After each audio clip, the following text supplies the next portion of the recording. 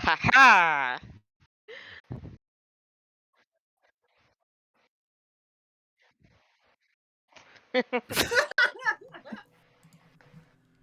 Hello, everyone, and welcome to this week's episode of The Infinite, run on the stream by me, which is why it started in with some laughter before anything else happened.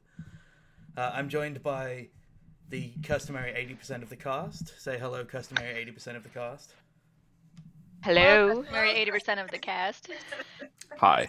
Man, Andrew really has been doing a lot of work for that. It doesn't work as much. Yes, we are without Andrew for the main game for the next 8-ish weeks. But we will be doing some interesting stuff in the meantime, which I will talk about at the end of the episode. But for now, you have all arrived on Latless 3, a pirate embargoed and controlled planet. You did this in part because Valis was offered an extremely lucrative job, but also you got to be part of a fleet traveling a few sectors into pirate space. During that time, there were a few encounters with ships and groups that were probably similar to the ones that you fought previously, but given that you were 3 large ships, they gave you as wide a berth as possible. But we're going to start elsewhere. And our camera kind of drops out of the atmosphere of this planet. And it drops very quickly towards the ground. And the prevailing color that you see is green. But not green of like jungle or canopy of forest, but green as if looking at the fields of England from above. It's grass and it's manicured and there's hedges, and as it dips through there's these stone buildings. They are brick, but brick that's formed in a slightly different shape, less rectangular, more perfectly square. They dot the countryside, and we kind of get the camera flying past them. It passes a window where we see that inside is not, as one might expect, a farmer, but instead it's in one there's a chemistry research center. In another there's a person that's putting together weather balloons. In another there's people working on some kind of planetary vehicle. And we continue onwards rapidly over this landscape, the whole planet dotted with these research stations and these places that people are doing different practical applications of their degrees. We zoom further and further to a very, very Earth-style traditional academy building. It is not building, a complex. The grass here is even more perfectly manicured in that it does that thing where grass has like different shades to it, and it has like a cursive academy written into the front lawn. It passes to be this vibrant rainbow of plant life, everything in its place perfectly. There are students that are cataloging each plant. It goes to a fountain that is currently spraying water, but during various different testing times, people will be allowed to engineer the fountain to do whatever they would like as part of their graduation from certain courses. We come up these stairs, and the stairs are meticulously not Earth-style stairs. They are a different geometric shape, which has been proven by one of the students of this academy many, many years ago to be slightly better for your feet to walk on these. We come to the front door, and where the camera watches some people open the door for a moment, it pivots and it ducks out towards where it can only be imagined the students live, as this big building, and we see different people. There's 2 people having a very loud argument that the camera hears the edges of through one of the ground windows. It flies up, and past the second window there's 2 people that are locked in a more amorous embrace. And to the third floor, it zooms up into one of the open windows and then out into the corridor where the camera is ducking past all of these students. They are all different races of the galaxy. There are some very human looking people. There are some AI that are students here at the moment.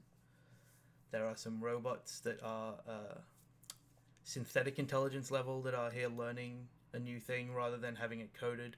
They've been given learning capacity because it's deemed a more organic way to gain knowledge so that you can actually be more reactive. We go up a couple more flights of stairs.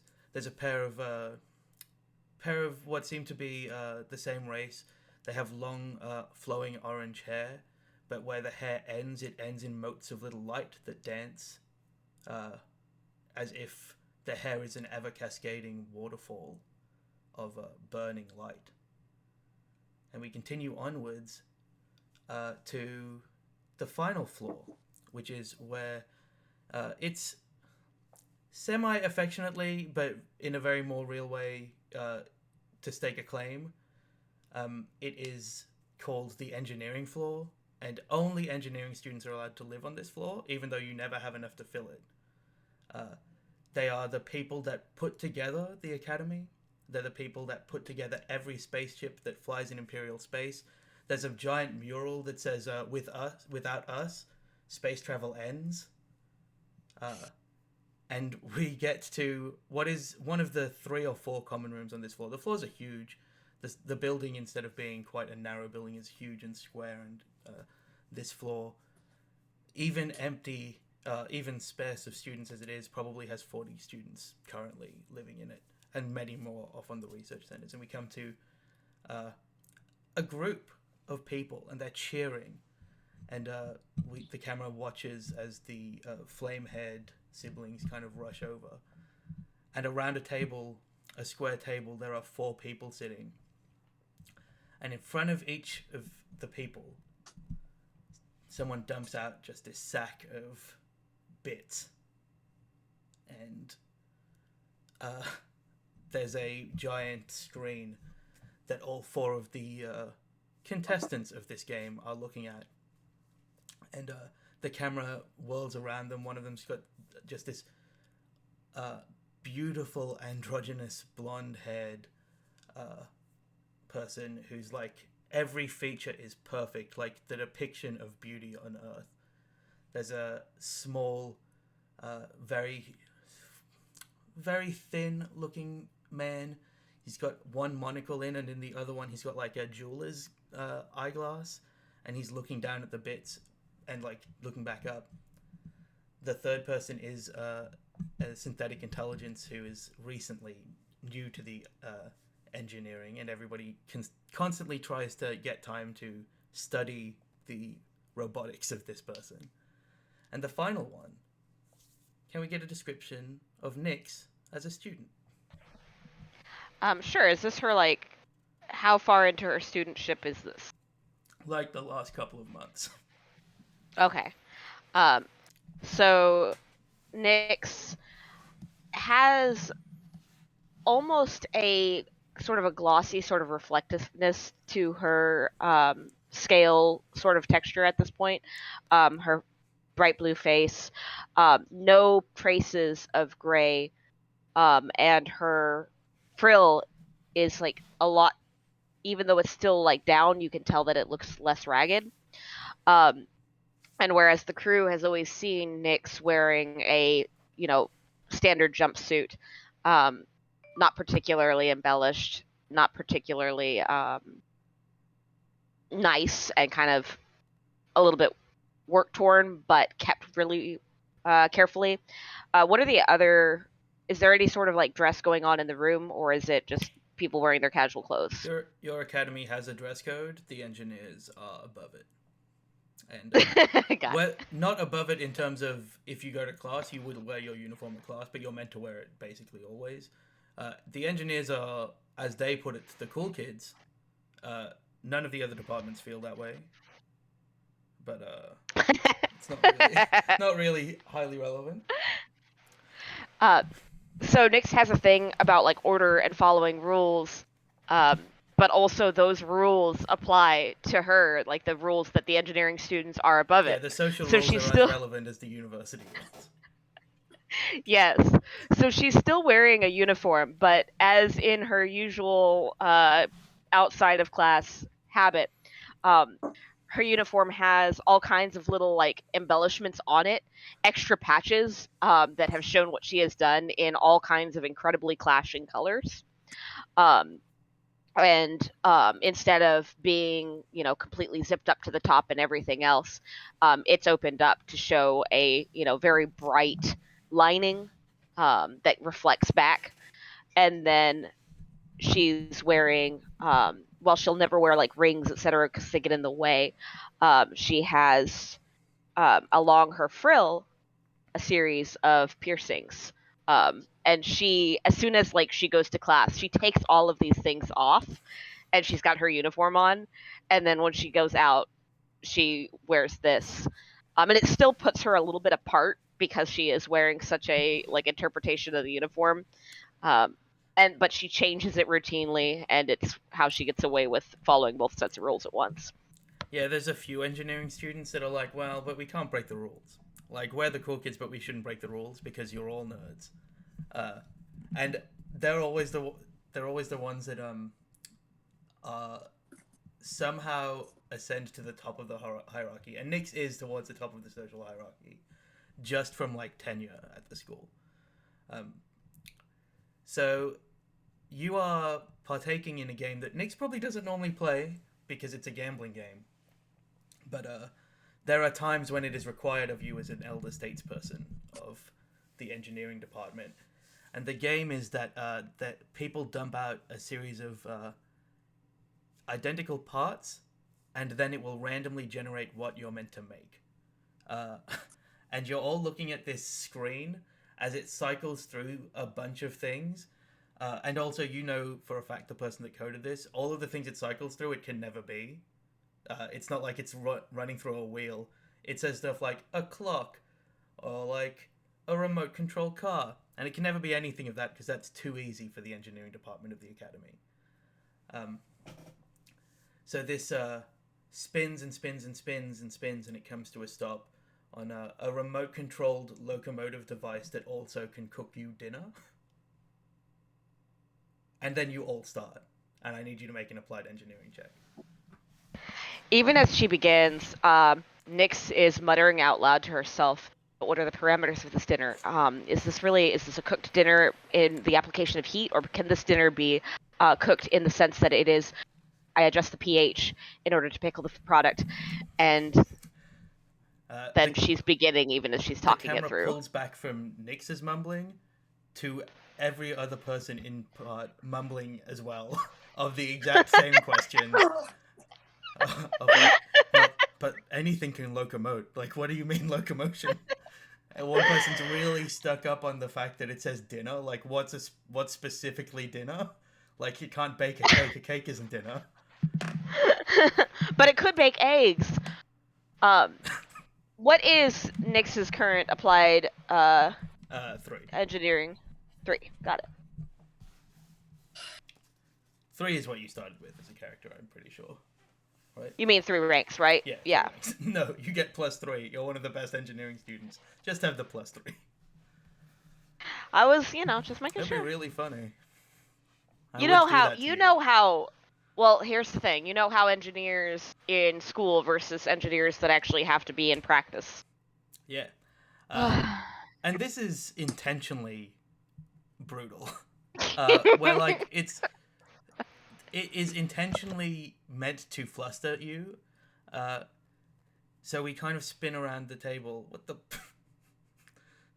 Well, not fluster you that much. Nyx has unfortunately died. I was. That is what an engineering program will do to you. Yeah. It was karma for my engineering slur a moment ago. Carry on. So, Oh boy. That's very funny. Which part do you start with? the cooking dinner or the locomotion or the remote control aspect? I think. Try not to look at my dice roll now to make this decision. You can. These flashbacks happen through the hindsight of your memory. Like, if the memory of the thing that you failed at, like, can be reminiscent of this dice roll. I think she starts with the cooking dinner because that's something she's never tried to do, right? And so it's like, I want to get this out of the way, start it, begin with it, and that way I can edit it later if I need to. Yeah, you're trying to automate a thing that you're bad at. Yeah, so you look around at the table, different people are starting at different things. Everybody is floundering. Like, nobody has been like, I got it. It's going to be a train that cooks you a sausage. Like, nobody has got a good concept. And as you look around, you see that everybody is stuck in the same mindset that you have been in your whole time here, where when you're given something that you don't immediately know the parameters of, you don't know how to conceptualize yourself because you're doing applied engineering, not theoretical science, where you're learning how to theorize all of this stuff. And you take a deep breath. And I want you to roll again, but this time with advantage, as Nyx uses the fact that she is experienced to be like, hold on, I'm not one of these. This kid just got here. This is a literal synthetic, like, intelligence that was designed to pilot a ship. Like, they don't know anything. Maybe Nyx just doesn't perform well under pressure. That's fair. No, you or get like on advantage stage. On the whole roll. Like, so roll 2 and take the highest. You know how advantage works. Yeah. Not counting the one you already rolled. Okay. Ugh. I'm gonna roll for the one of them that beat you. Well. I'm telling you, Nyx just does not like being on stage. This is a reason. The good thing about engineers is that the ones that go to the academy are all taught through a same program. And they are all having the same struggles. And even though you only rolled a 16, that was still enough to beat the only other person that succeeded the first roll.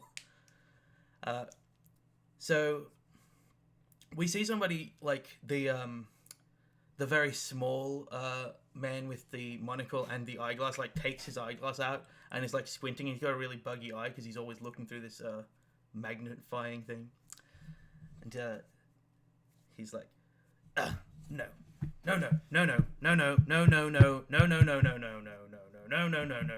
and then somebody like comes up and like puts their hands on him and like pulls him away from the table so that he can have his breakdown in peace, not as part of the game. Nyx looks sharply to the side at the person who is like dragging this person away and starts muttering quietly to herself, yes, yes, yes. This is not a breakdown, see? Because I'm saying yes. No need to remove me. I've got this. The synthetic intelligence is like, done, puts his hands on the table, lifts up this chunk of metal, says, remote controlled locomotion that cooks dinner. And he like pulls out a little control and he starts it up and it there was no like combustive fuel in what you were given, but it does start a small explosion that fires it just off into like the upper ceiling area. And he looks after it. He looks after it and says, I'll get that. And he just like walks away from the table as quickly as he can. He's trying to push the button more, and you just hear in the distance these small like combustive explosions as the rocket that he built just continues bursting like into the ceiling. And you are left with the inexplicably gorgeous person sitting across from you. They have, you can see that they're testing a small, it's like a tank. It's got tank treads, but on a triangle, and it like moves around, and they're testing that. But you can also see that they have absolutely no like cooking dinner aspect of this. But they do have a working remote controlled locomotion device. What does your finished product look like? Um, my first question is this other inexplicably beautiful person. You said that the other character hadn't been with us for long, the sentience. Has this character been with us for long? Yes.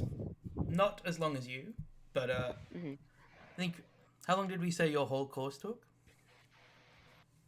4 to 5 years? Was it 5?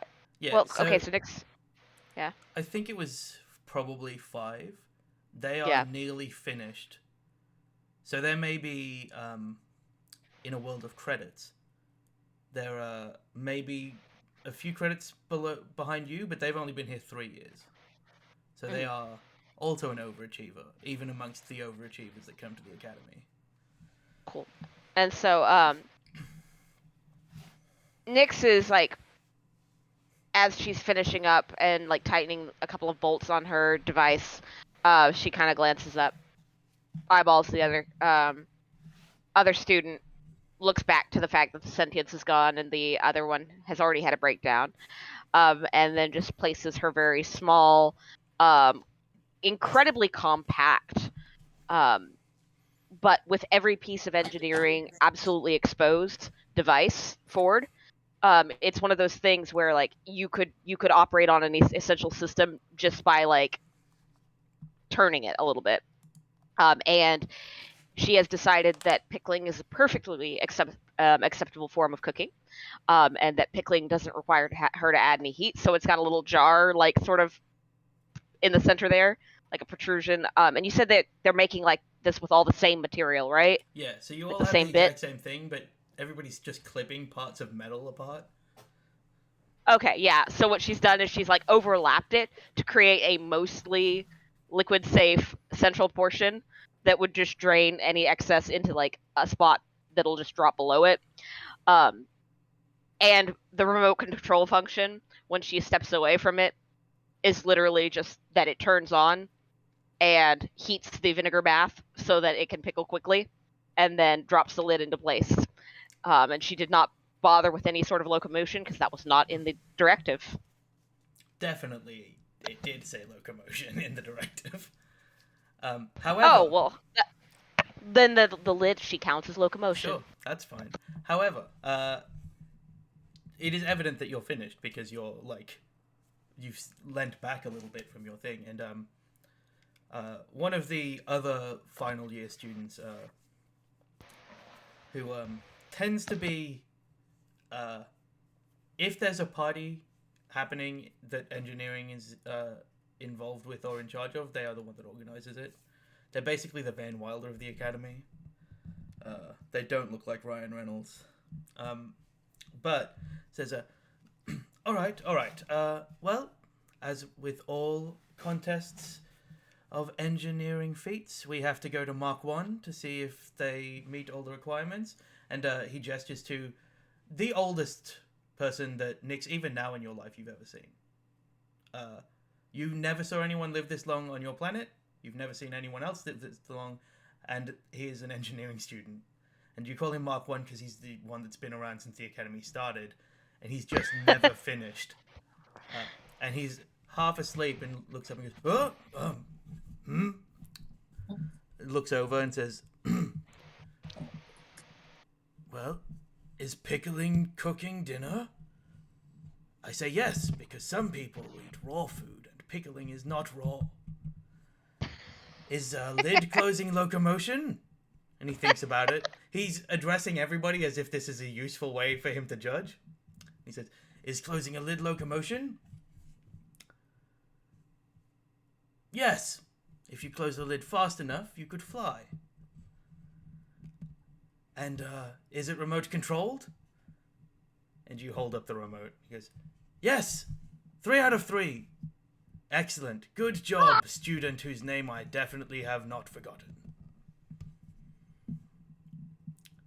Everybody's attention is on Mark 1 and you for winning.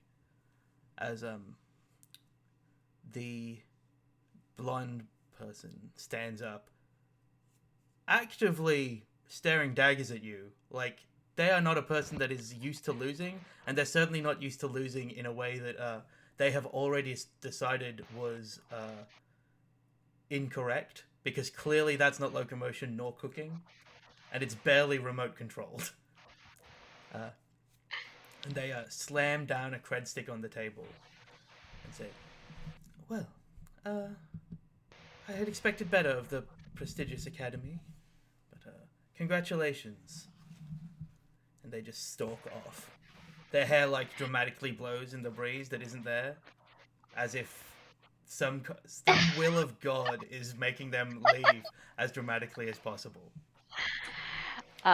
Nyx just kind of like tilts her head, and as her like frill kind of expands just a little bit, you see, you know, all of those piercings dangling and glinting in the light, and she blinks several times, like orange eyes, very, very bright.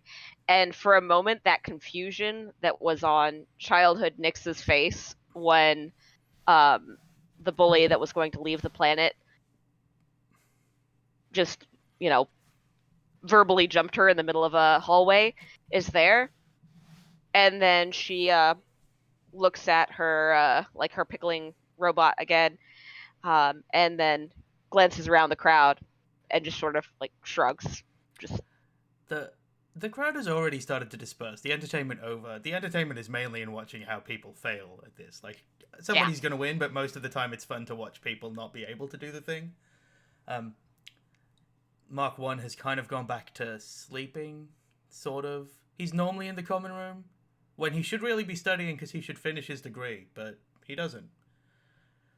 The crowd disperses. You're given a bunch of 3 different cred sticks, which have, like, a lot of credits on them.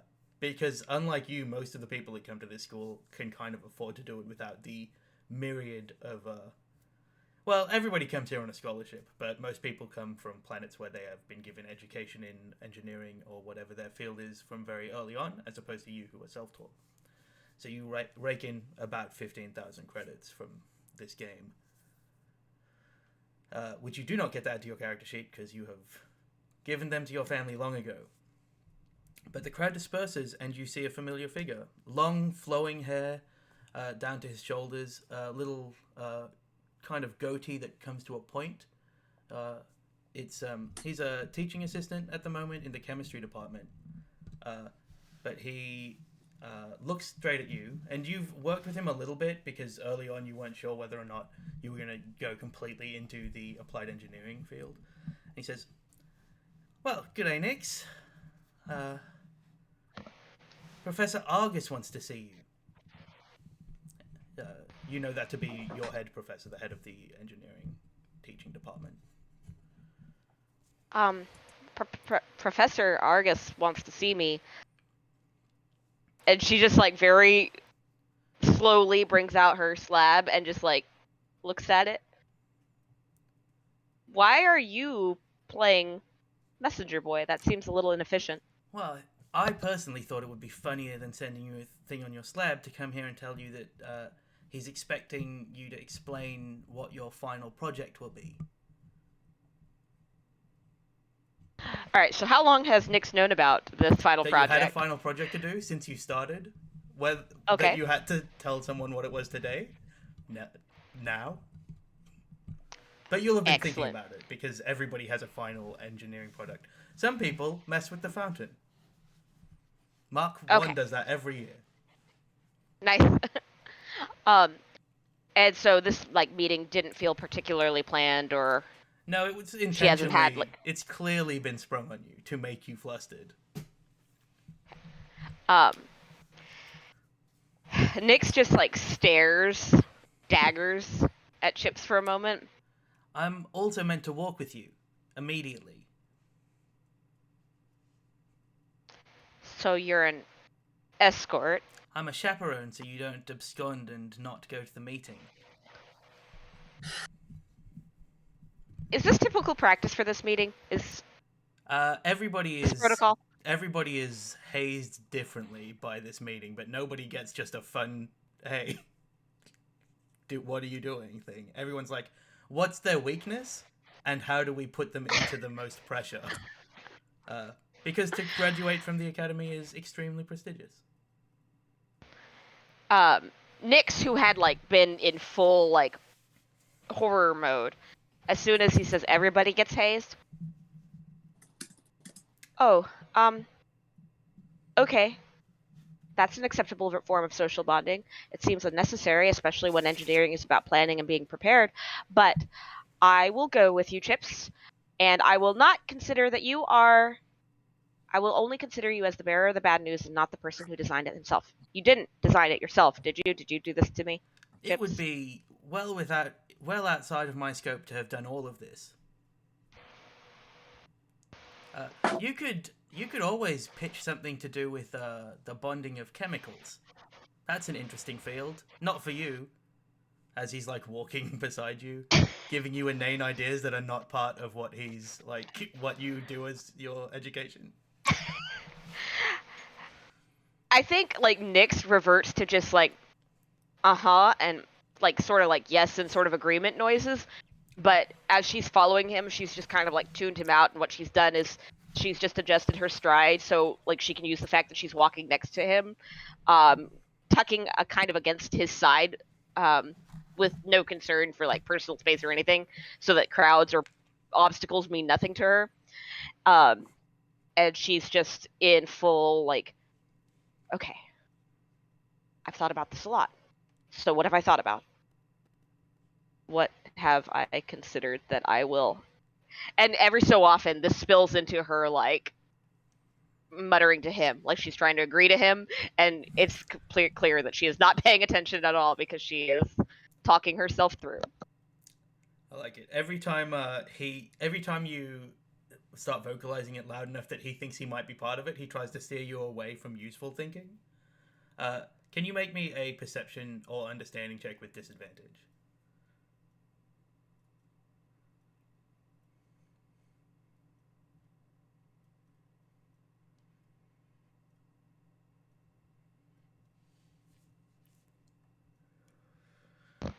You might roll above a 10 at some point. That's pretty good. Oh, disadvantage. I apologize. Yeah, I hit the wrong thing. I thought I hit drop high, but I guess I used the wrong notation, so it just gave me both. That's so right. 4. You don't have a bonus to either? For understanding, let me see if I do. It's like a 1. All right. If it's if it's a charisma, it's a 1. For understanding. This one's wisdom. That is 0. Oh, great. Because she had no ranks of understanding at the start of this game. He's tapping something into his smart slab, like, as he's talking to you. But he's always doing that, because you're all nerds, and you're always, like, ideating on stuff. So, yeah, you make it to the engineering wing of the academy, and up through the stairs. As you're walking up the stairs, he says, you could always try, changing the fountain to make water into wine like Mark 1 does every year. That's a fun party, at least. If you do it every year, people will like you. Nyx just finally tunes into him, turns slowly, and says, I'm an engineer, not an alchemist, and I'm pretty I do not aspire to be like Mark 1. I'm confident that it's a series of nice. tubes, not alchemy. Alchemies would be more what I'd do. I wonder if I could turn water into wine through intense chemical... Anyway, or you could just grow the grapes. Just grow the grapes, Chips. Maybe I could have a vineyard. O'Toole Vineyard. That'd be pretty good. Anyway, we're here. Give him this, and he, like, gives you a stick that he just ejected from his smart slab. And just stands leaning against a wall. Are you remaining so that you can take incriminating photos of me as I have stepped out? That happened to me in the first year. It was really unpleasant. Please don't do that again. No, I can't afford to give away my data sticks.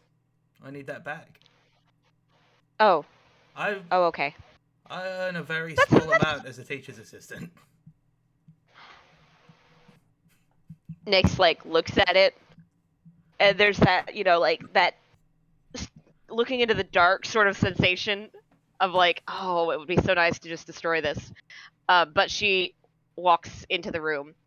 But she is plotting. She has forgotten her concern about the meeting because now she's plotting of like adding files to the data stick to just show up, and how she's gonna get through doing that with the meeting going on. Like, so she brings the data stick to the professor. I guess as you walk has in, she been? I'm assuming she's been in. Yeah, you've been in the office before, but not that often. Like maybe once when you were getting your orientation 5 years ago or so, and then maybe once again when you had made a catastrophic error in something, enough that they were like, we need to actually talk to you because of insurance reasons, and you did blow a thing up. Like, we need to... There has to be a consequence to that, and that consequence is that I'm giving you a little bit of an admonishment, but also good work. Like, push the boundaries of engineering. You see a very, very tall man. He's like 9 feet tall. He's standing with hands behind his back. He's wearing a black robe, staring out a window. The windows are all set higher. Everything in this room is set higher, which makes it slightly more intimidating to walk into. And as you enter, he says, Nix. One of our eldest students. And you hear the rustle of paper from in front of him as if he's looking at some papers. Does the school have a culture of, or does the engineering department have a culture of calling professors by their first names or their titles?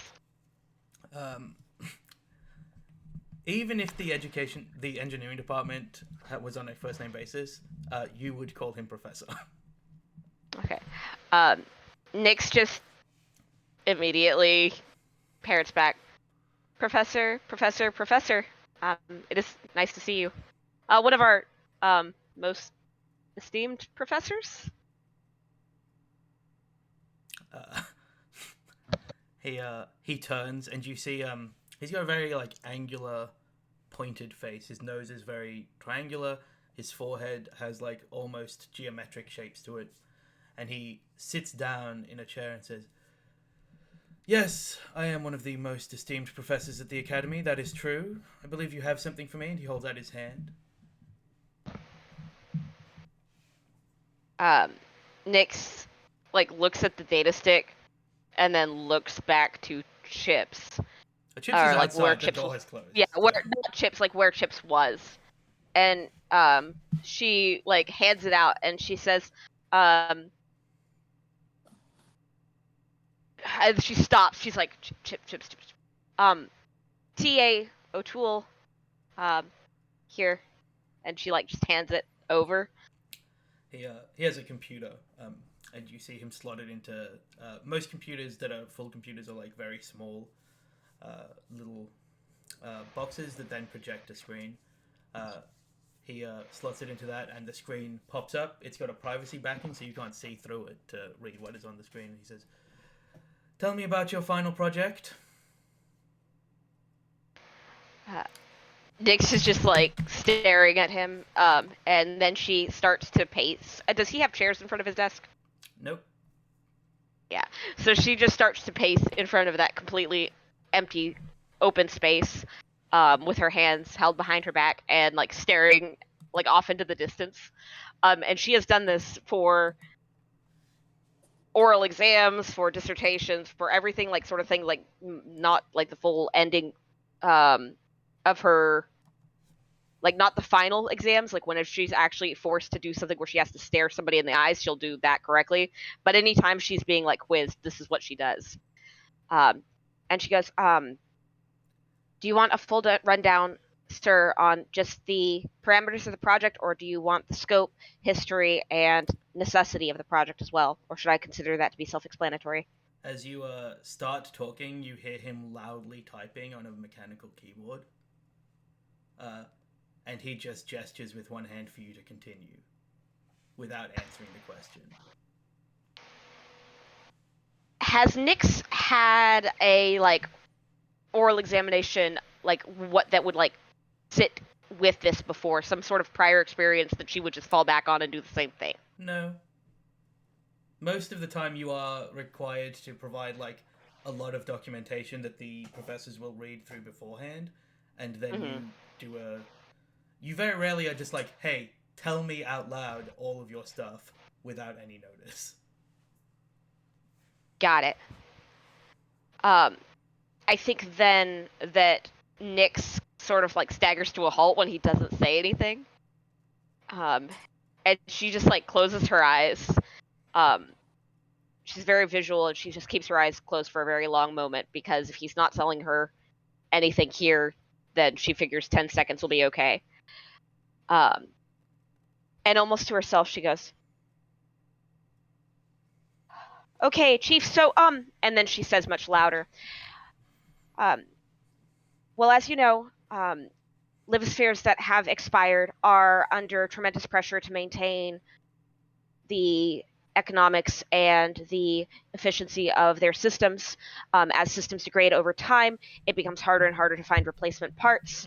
And the problem with that is the planetary... Yes. Is Nick's familiar with his way of talking? Is this the way he always, like, responds to students, or is this new? Like, does he sound bored as a new thing? It's the way that you have been informed by others that he tends to be. Okay. The tapping never stops, by the way. It's just very loud. Got it. Typing the whole time. Then in that case, Nyx barrels on. And thus, the central problem of a livosphere is not maintenance of the livosphere. The problem is the planet that it orbits, because planetary conditions such as increased gravity, etc., actually make livospheres harder to sustain than free-floating space stations. However, people are very attached to physical structures, such as the planetary home bodies that they grew up upon. And so the problem... Sentimental people. Yes, however, sentiment drives most of sentient races. And so, therefore, the problem must be solved by remediation. And so my project is to construct a livosphere barrier, a wall, if you would put it into layman's terms, that would allow for the extraction of the heavy metals that have been put into the environments of polluted planets, and to convert those into usable materials for the sustainment of the livosphere. And as she's saying it, she's starting to realize that the scope of that project is far outside of the turning a fountain. I assume the answer to this is yes because of who Nyx is, but do you have plans that Nyx has worked on for that? Not Nyx has been obsessed. But... Yes, but Nyx has been obsessed with it since day one. Yeah. He says, "Okay, excellent. You can stop talking, I suppose, is what that was." And he hits a final key, and walks over to a wall, and in the wall, he opens a panel, and there's a big, printer. He pulls out a thing and walks over and goes, "Congratulations for graduating the academy." And he hands you a diploma, essentially, that proves that you have graduated. And he said, "I suspect that you've worked out by now," which you absolutely haven't because your rolls were terrible, that most of your final piece of testing is how you will stand up to that which you are worst at. Engineers are important, and sometimes you will be in a situation that is bad and that is hard for you, where you have to make a quick choice, and flailing around and not being able to find what is important to you in that moment will be a problem. You can thank Chips for this test." And he hands you both your diploma. He says, "Also, continue going to classes, make something. I don't care what it is. Mess with the fountain. That's what most people do when they have passed already. Don't turn it into wine, because that is unhygienic. It's not designed for people to drink out of." He says, "Anyway, congratulations." And he holds out a hand to shake your hand. Nyx flatlined at about the time that he said you can stop talking, if that's what that was. And she's just been watching him. Her frill has fully expanded. She has gone purple along her cheekbones, purple along her throat. And at that moment, like as he's standing there with his hand out, etc., she recalls that she's, out of full uniform, that her vest is like showing all of this purple, and she just like looks down at herself, looks up at him, looks down at the diploma, looks up at him, and stutters for a good 10 seconds.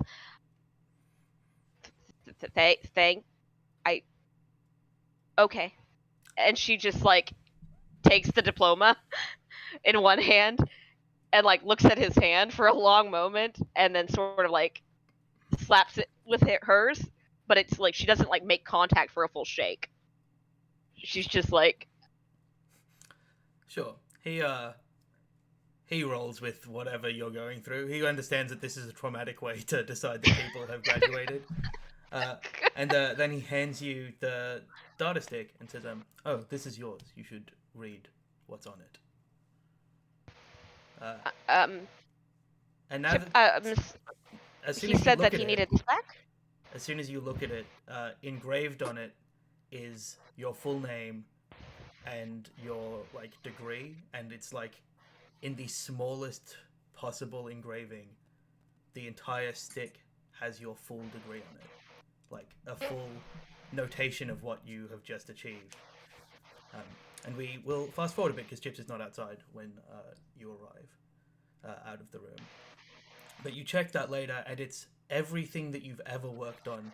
The plans over like different days that people have broken into your system and taken the plans as you had updated them. It's every teacher talking exclusively about how you are progressing with your work on the liver sphere. It's Chips like having monitored you throughout the entire time as a teaching assistant within the engineering department, not within the chemistry department, because he needed 2 jobs to pay for all these data sticks. And how you have never wavered in wanting to fix the problem that is why you came to the academy in the first place. And that is like the basis on which your final project is graded. It's not whether or not the project is good. It's whether or not the passion that led you to the academy in the first place remains to fix the problem.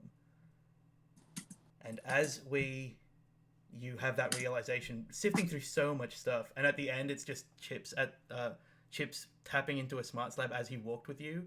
It's like Nyx has gotten a lot better at not being distracted by inane ramblings of the people around them.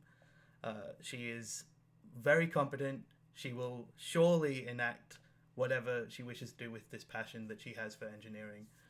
My recommendation is that she passes, and every teacher you've ever had, the end of it is my recommendation is that she passes.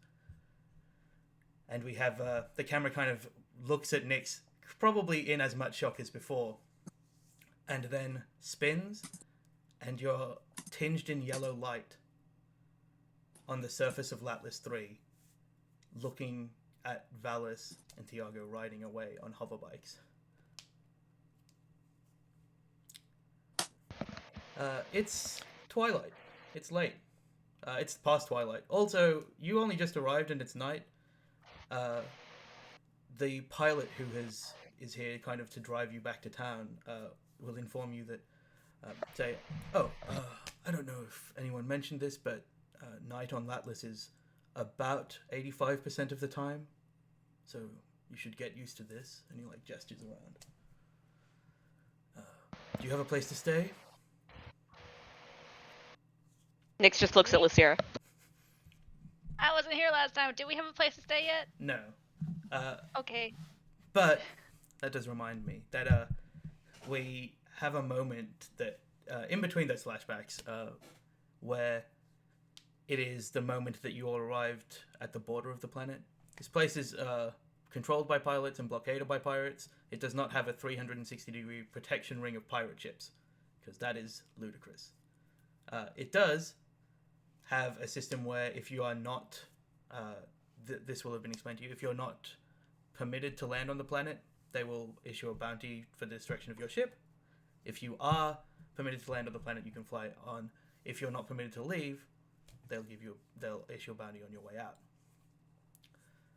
The 3 ships. They're communicating with the main ship. There's somebody on your ship, the pilot, who, as they're about to scan your ship, presses a button on a box, and the box begins to emit a really loud kind of screeching sound that is unpleasant to all of you. But Lucira, from your comms position, you notice that it is overriding the ship signal of your ship with a fake ship signal. You then land. They direct your ship to a warehouse where it can be kept in semi-storage until you need to leave. But they, as experts in espionage, essentially suggest that the more times you go to the warehouse, the more weird it will be, because this warehouse is meant to be like expired flash frozen fish. So people coming in here is weird. So you can't. Believe it or not, this is not out of her experience, and tells the rest of the crew to appropriately gather anything they might want for the next indeterminate amount of time. Retconning. Yeah. It's hard to get to an end of a session when you know that somebody's not going to be around for a while and not forget things. But the pilot, you all pile back into this. It's like a Star Wars speeder, but sleek and nice, as opposed to weirdly designed and all circular. And it's got a full roof instead of being open-topped. And he says, so, you don't have somewhere to stay? I can take you to a hotel. There's many. Sure, that's fine with me. Great. He was seeing if anybody else was going to say anything. Alejandro is uncharacteristically quiet.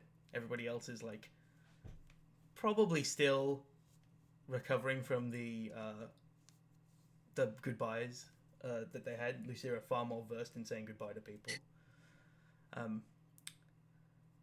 He takes off. There's no screech of tires. There's just this very low hum as the vehicle lifts, and then it begins to kind of float forward. Takes about half an hour to get back into the main city. He stops largely at I really it's fine. He stops at the front of a quite nice looking hotel. It has one of those awnings with a flag, and there's a doorman. And he says, this one is one. There's many. Again, I have not been here that many times, but he shows his smarts lab where he searched hotels. And it showed up as a 4.4 star rating or something. I say, is there like a space Yelp? Not space Yelp, it's Yelp. It's it's a Yell. Well, it's a space yell because it's Yell Band that makes it. Yeah. Or you you yell into the void of space. I hate it, but also I love that. Lucia goes, well, we'll just get off here, and we don't want to take up more of your time, but thank you for bringing us in. It's very helpful, very kind of you. Sure. Most of the crew will be leaving once they return from the shipment. Good luck. I hope your friend makes it. Hope so too. All right. He doesn't at any point get out of the car. He just peels off somewhere to wherever they have been paid to stay as employees. But yeah, you go inside. It's very nice. It's a big, quite expensive looking hotel. Kidren just dragging a dirty bag full of just spray cans. Well, there's a lot of pirates on the planet now. They might not notice. There's a Bring all your spray paint with you. Of course. Why would you not? Alejandro's got a giant duffel bag that's filled with what you can only assume is swords. Fair point. It's one of those very big lobbies at the front, and then to the left there's the concierge desk and stuff. There's elevators towards the back, and there's some sitting area, and there seems to be a small cafe that is operating.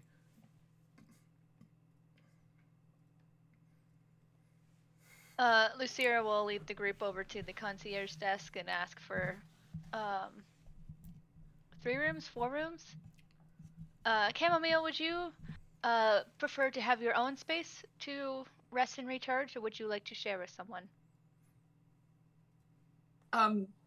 Chamomile has actually toddled on over to, you know how in all of the different hotels they'll have like one set of shelves that have all the different brochures for like the current city tours. I'm assuming that there's one here as well. Yeah, it's shockingly bare, but there is some stuff on it. Chamomile has toddled their way over there and is like picking up the different leaflets and stuffing them into their bag. There's currently some kind of music festival happening in a place that's called the Yellow Quarter. There's a music festival there. There's a lot of the stuff is like older and no longer happening. There is supposedly some kind of big exhibition of various new technology, which says it's going from like 2 months ago to 4 months from now, and that's in Uptown. And then finally there is a brochure that is mainly a news thing, and on the front of it there's been like it basically says be careful of falling debris, because there's been a lot of what they very tastefully put as accidental explosions, but if you look into the thing at all, it's like there's domestic terrorism happening in the city. But the front of it is like, just be like you would take an umbrella for rain, take a hard hat for falling debris from skyscraper explosions. Cool. Chamomile? Lucira will kind of turn and raise her voice in the direction of Chamomile. Chamomile will hold up one of the brochures, the music festival one, and goes, is this something that we could go to? I think we have members in our group who would enjoy it. We can discuss that in a moment. Would What you type of like music is it?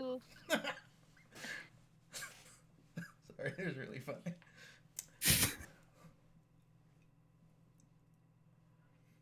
It is when you look at it, it's the equivalent of like space jazz fusion, but you don't really. It doesn't explain what it's fusing with. It's like jazz fusion. Sure, it's with everything. It's like worse electro swing. It's Kid's face just morphs into the epitome of like, well, there goes that. The concierge kind of looks at Lucira and says, did you know how many rooms you were after? I was just trying to check with my group. Next, Chamomile, Kid, does everybody want their own room? Or would anyone want to share space? I feel like we should probably ask how much the rooms are first. That's a good point. How much does one of your rooms go for a night? For a standard room, it's 238 credits per night. And then for a bigger suite, if you wanted to have a few people, there's still only a couple of beds, but that would be 446. And then we have the penthouse suites, if you are people that can afford that. And he is schooled enough to not immediately assume you can't. I'm fine sharing with as many people as possible. Really, I don't mind. I've slept in very uncomfortable situations before. Doesn't bother me. Whatever you think is best. Do not take up a lot of space. All right, Kidren? How much does the penthouse cost? For a night, 17,000 credits.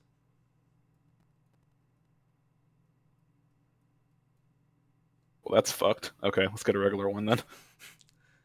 He kind of shrugs, like, you want the clientele. What did you say, Chris? What did you say about? Did you say get a room with everybody? So let's get one of the regular ones. Okay. We'll do one suite and one regular room then. For a few days, I think. Or how long are we gonna be here for, Jack? An amount of time that is between weeks and months. This is not a cost-effective way to live. Yeah, Right. no. But All also, it's evident just from here that they are very, very, very quiet. So you probably don't need to book your rooms in advance, since they're not really getting more tourists in. Let's just do 2 days for now. Excellent. One suite, one normal room. Like, taps, and says, "Who would like keys for the normal room?" How many does the suite fit? Well, given that one of you is seemingly a robot, it could sleep 3, and then wherever you keep your robot. We don't keep them anywhere. Okay. They Wherever maintain themselves? you allow your robot to rest and recharge. Their name is Chamomile. Great. They maintain themselves. They are not under our He, like, command. types a thing in and says, "Also, I need to see ID." Nyx passes over her ID for, assuming that they all need to put ID in case. He no, he Lucira just needed kinda one. He sighs, grabs like- grabs Nyx's first and says, "That one's enough." type. Generates 4 keys. Hands one to Chamomile first, and then one to each of you. Nyx looks very awkwardly at Lucira, and then goes, "Oh well." On the bright side, this means if I incur any additional charges, that they will be charged to me and not to you, right? Don't believe you've I was put over payment yet. So going to charge you at the end, as normally our custom, but I can take prepayment if you'd like to give me your details. Nyx just stares wide-eyed at Lucira. Great. it's alright. We'll just wait till the end as normal. Yes. Excellent. You see that Alejandro's talking to someone else and is like chatting away quite nicely with them, and has seemingly got a room of his own. And he says, "Well, it includes complimentary breakfast. Anytime between, roughly 5 in the morning and 11. Excellent. It's still dark outside at 11, so it's an interesting breakfast. Is there anything else I can help you with? Is there a pharmacy somewhere where I could possibly pick up some vitamin D supplements for those of us who require sunlight? Yes. There's some in the room, but they are charged higher. There's a pharmacy, and he kind of explains there's one about 2 blocks over. You move out of the hotel district a little bit, and there's just a very small hole-in-the-wall pharmacy. Excellent. Thank you very much. My pleasure. Enjoy your stay. And he goes back to whatever he was doing on his computer. A person comes over, like... How much was that for the 2 nights of both rooms? Oh, I don't remember I'm the gonna cover numbers it. I said. 238 for the single room. And so that's both. So both nights for that is 476, and then it was 446, I think, each night for the other one. That's sweet. Okay. So it will be. And the kid didn't get the penthouse. Just to be clear, not the No. 17,000 No, of credit course not. penthouse. That did not No, happen. I'm kind of regretting it now that apparently I could have just paid it 892. at the end. Yeah, I mean, this is the kind of place that you want to shirk your payment responsibilities. Alright, 1368. Alright. You all head upstairs. There are 2 different floors because the suites are higher up. Who is staying in the suite? Lucira. I think everybody Nyx would did. join. Yeah. Nyx, and Kid, you get your own room. The rooms are very nice. The single rooms are still very nice rooms. They just don't have a second bedroom, basically. How close are the rooms? The room that you are in is 4 floors below the lowest suite, and when they look at the other keys, they're like... So you're on floor 9, and they're on floor 15. Yeah. So I guess whenever the elevator like opens on a Kid's floor, like the final thing you see before the door shuts is just Kid opening the door and then unceremoniously just throwing, like hucking their whole bag into the room, and you just hear something like... Yeah, Kid, your room, because they're so quiet, is like... It opens, and then a door immediately across is your room, and you're just in it already. Alejandro's room is on, like, the 7th floor. But your room is, like I said, very nice. It's got a bed, a big hollow display. It's got a fridge. It's got its own little kitchenette if you wanted to cook for yourself, and it's got quite a nice bathroom. But it also has a balcony that looks out onto the city. Well... onto the sides of other skyscrapers when you're on the 9th floor. The rest of you head up to the 15th floor. This suite is much nicer in that the living area is bigger. There are like 2 distinct corners of the room that are 2 different bedrooms, and then there's a much bigger bathroom. Although it's not, the fittings aren't nicer, it's just got more space in it. Do we also have a balcony? Yeah, do we also have a balcony? Who is unlucky? Charlie, roll me a D20. If you roll 11 and up, you have a balcony. I knew. Well, We do not have a balcony. Yeah, unfortunately you're on the wrong side of the building, which is to say, the side that has another building right next to it. you have a balcony. It's just it opens up like a foot. Yeah. Kind of building. Yeah, it's where a balcony should be, but the door opens and then it's a railing. Yeah, I've been in those hotels. You could request one with a balcony. You're sure that there's other people if you wanted to really annoy the concierge a bit, which might be justified. Well, perhaps Kidren will be nice and let us use their balcony sometime in the next 2 days. So, Nyx doesn't care. But she's chosen a bed. She's like laying her small things out perfectly next to the sink. Realistically, Lucira and Nyx have a bedroom each, and Chamomile, you can choose whichever bedroom or area to be in that you like. You could have slept on the balcony if they had a balcony. Wow, it's almost like that's why I was asking.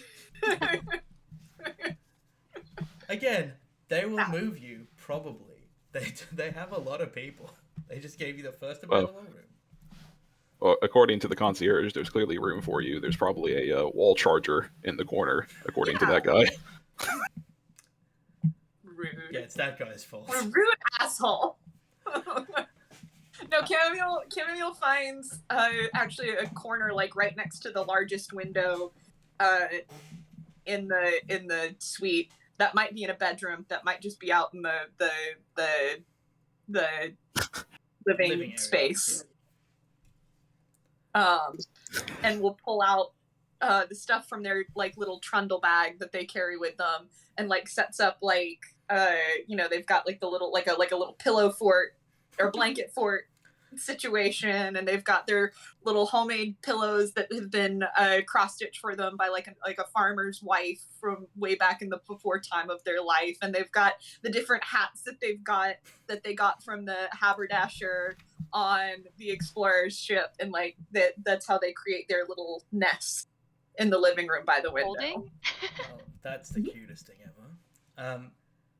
Yeah, we kind of get a pan to the different people as we see Chamomile get situated and comfortable.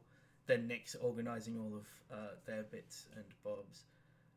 Lucira, what are you doing with your room? The living area is the best place for a nice corner. There's like a corner that has real live plants if you wanted to be in that corner. Lucira will just put her toiletry bag in the bathroom, but leave it zipped and just kind of tuck it in the corner.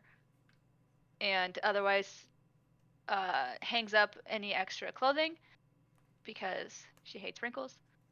and otherwise just sits in one of the chairs in the living area and is doing things on her smart slab. Doesn't really unpack, but yeah, I think the camera just takes a swan dive out the balcony window through this narrow gap down to another no balcony apartment where Alejandro is doing largely the same thing of like his bag has been put down and that's as much unpacking as he's ever going to do in any room. But it flies up through the elevator shaft to Kid. How does Kid unpack? Kid, having been in multiple hotels in their previous tenure with the Red Riders whenever they go anywhere, Kid's bag is still packed and has been left by the door. Kid has entered into the main room and had opened the balcony door, but didn't actually go out, and is enjoying what I'm assuming probably is like a more spacious quarters than probably the ship allows. No, this room's smaller it's than kinda, the ship room. Your ship room's a duplex. Okay. Like, it's very That's big. True. No balcony, though, on the ship. No, and also, the bedding is not as nice as this actual bed. Yeah. So, Kid is laying on the bed, still fully clothed, and has their visor up, and has deployed dart to head and float outside, and just to look straight up at the sky, so they can see the sky while they're laying in bed. Sure, you can see an unfamiliar galactic sprawl, but it is tinted with like the yellow that is innate to this planet's atmosphere.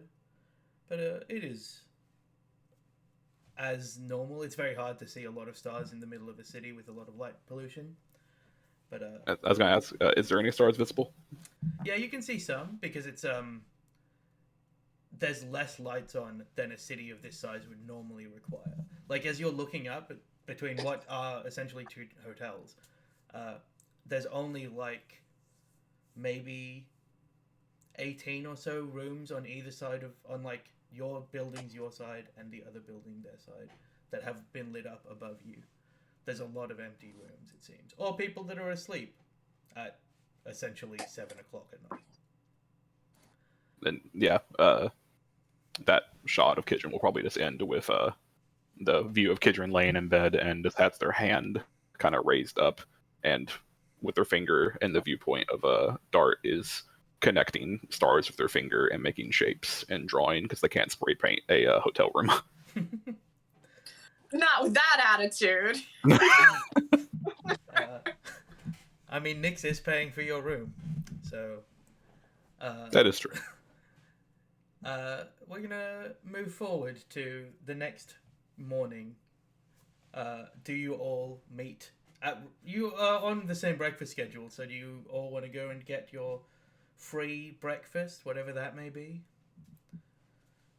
Yes. Kid goes down there, mainly out of curiosity, because hotel breakfasts are usually a roulette wheel. Yeah. Nyx will almost certainly get breakfast if she is awake to do so. I very specifically like this idea that like maybe Kidren communicated, excited to see what you're gonna serve us, and then Chamomile gets like this. Oh, is this like a cultural? Interestingly, like it's a thing that you do that you're excited about the hotel breakfast. Very funny. You head down largely at the same time. Nyx, you are awake for the ease of getting you together. Alejandro is already... Some days I've slept and I will couch that in a less dramatic way. A more dramatically interesting way. Alejandro's downstairs. He's got a plate that seems to be filled with some kind of bluish eggs that are scrambled but in very big curds. Also, like, some kind of steaming meat and what looks to be a bowl of yogurt. As you all arrive, he like waves at you, pushes out a chair with one of his feet for someone to sit in. You notice him first because he's like the only person in the room. There's literally no one else in this room at 9 o'clock in the morning when you're all kind of on your breakfast schedule.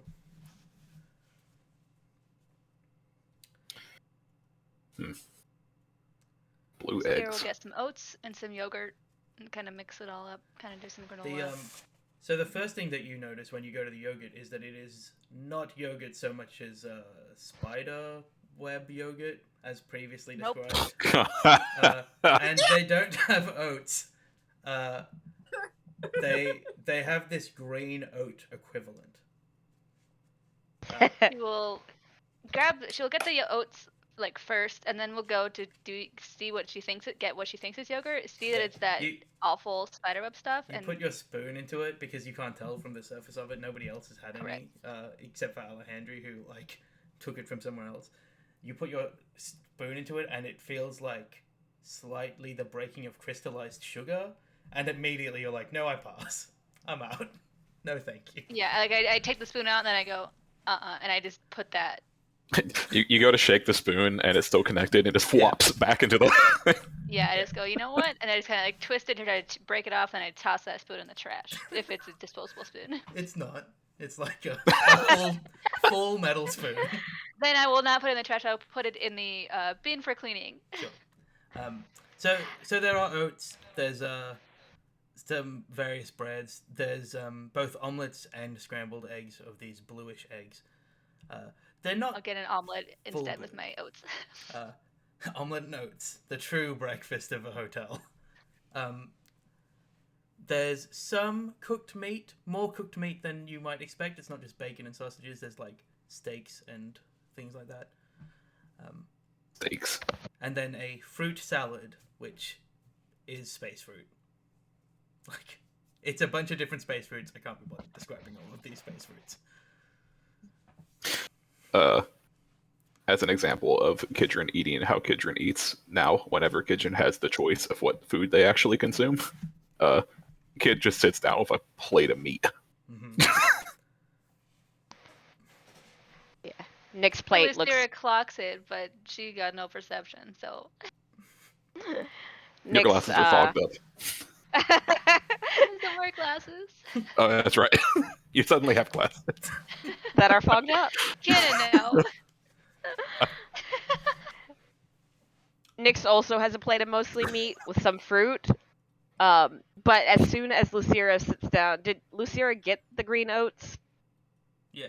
He gets the green oats, an omelet, and then realizes that there is in fact actual protein available, and we'll grab 3 slices of bacon equivalent. Yeah, there's bacon. It's just bacon. Just bacon. Okay, great. Yeah, 3 slices of bacon. And then Nyx Chamomile is staring. going Sorry. Go ahead. Chamomile is going to construct a plate that's identical to Alejandre's. Sure. So it's big curd scrambled eggs, some meat, and then the spider milk yogurt. Which he I'm eats with a excited fork. to hear you describe how the spider yogurt tastes. So we will jump back to Nyx reacting to the green oats. But basically, Alejandri eats it with a fork to make sure as to get as much of the thread for better. That's the technical term in the culinary world. The thread of the spider milk yogurt.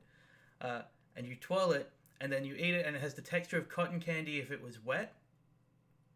And it has the flavor of essentially nothing. It tastes a little bit like salt water,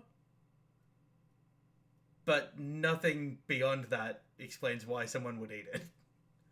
Okay. Even the chamomile is like, why though? Like, I understand humans a bit, and why? It's a conundrum. Maybe people like the texture. Chamomile will continue to eat the spider yogurt, and will eye Alejandre and go, why do you pick this? Not in like an angry or an accusatory way, but and I need to make Jack talk about Sure. this as long as he possible. He says, well, it's apparently a really good source of like nutrition. That's what I was told when I started eating it. And sometimes you can't really afford to do better than that. And you like, it's nostalgic. It's like, it doesn't taste of anything, but I don't have to salt my eggs. So like, you can have both at the same time, and he does that, and he like visibly looks ill. He goes, I wouldn't, but you could. But yeah, it's not great, but it reminds me of a time when I didn't have other stuff to eat. It's real cheap. Interesting. Cute. So I suppose it's very easy to harvest. I don't know how you harvest it, off the top of my head. I think it's probably from very big creatures, because it still seems to be a yogurt, and he prods it. Like, I don't think it comes out like this. I think it has a thing done to it. I don't know what the thing is. Oh, I would love to meet a spider farmer at some point. I mean, And we could ask them. definitely people... You don't have to be interested in this. I am now. Oh, I'm interested, because guaranteed people, like, farm spiders, because they use particular breeds of spiders. You can use the web and, like, stuff for clothes and things. Yes, I... I will have a conversation with you about spider farming for as long as you are willing to continue going. But I really want to know what Nyx's reaction to the green oats are. Question. Yes. Actually, this is maybe just an oversight on my part. Does chamomile actually need to eat No. to live? Okay. So what happens when are you eating anything chamomile, or are you just like making like the motions of eating? So I think what we've established in canon is that I have this, or chamomile. I am not chamomile. I am Kristen. Layers of separation. Is that chamomile is capable of experiencing all the same sorts of sensory inputs. They have analogous, like sensor components to most humanoid creatures. And these were constructed for the purpose of being like more effective at their job, because gardening is like a full sensory experience. But because of their interest and their love of organics and life, they want to, and like in an attempt to understand that level more fully, like they on their own, they probably don't eat. When they're with a group, as like part of a kinship shared experience, they do. Yeah. And you make compost and it's all good to go. Okay, great. A lot of Carry on. It does. So you could power yourself through food. You'd have to be eating all the time. Yeah. Like, to do that. So it does just digest into essentially power. But certainly your casing was built that way because they wanted whoever coded you, knowing that you would potentially become sentient, wanted you to be able to have as rounded an experience as possible. Who knows who that person is? I don't. No, you don't. Nyx, Lucira's eating a bowl of really familiar-looking green oats. Lucira, they're fine. They're just fine. Nyx is just like staring at those oats and kind of mechanically eating. And as like she's staring, after she's finished most of her food, she's still not looked up at the rest of the table or paid much attention. And then she just casually goes, "Chips, I was thinking, if we were," and then she keeps going, and she's just like babbling about upgrades to a ship. And she's clearly directing her conversation to Lucira as she stares at these green oats with a sense of supreme irritation. Can I make a perception check with Lucira, because my passive is not good. So would I even realize that Nyx is specifically talking to me? I think that even with like your standard perception, you can tell when someone is clearly directing stuff at you. You can make me a charisma understanding check to kind of work out what weirdness is happening with Nyx this time. I almost want to give you disadvantage because of all the spider yogurt talk, but I won't. Piece of cottage cheese. 27. Yeah, it's clear to you from how you've dealt with so many people, and this is like kind of your wheelhouse. Nyx is talking to you. Are you talking to Lucira about stuff that's relevant to Lucira or to Chips? 2 chips. Like Nyx is it's early morning. You can tell that Nyx is not that awake, but has also basically see like having an emotional response to something about what you're doing that is like putting them in a headspace of talking to somebody else. Lyra will do the affirmative like nods and sounds of agreement, recognizing that Nyx is not fully awake and does not want to break the illusion unless Nyx wishes that to happen. And will just continue to eat her oats and eggs and bacon. And we'll just quietly, mentally take notes about who Nyx is talking about / thinks they are talking to. Yeah, it's just interspersed with insults. It is. Eventually, Alejandri, who, Chamomile, you can tell there's like 2 plates under his plate. Like this is his 3rd plate of food, and he puts his fork down, still kind of gummed up with spider yogurt thread, and says, "So, what are you all going to do today? Tomorrow? Well, I think today would probably be a good day to try to find some more affordable, longer term residence options. At least it's something that's cheaper than a hotel room for a few weeks if we're going to be here that long."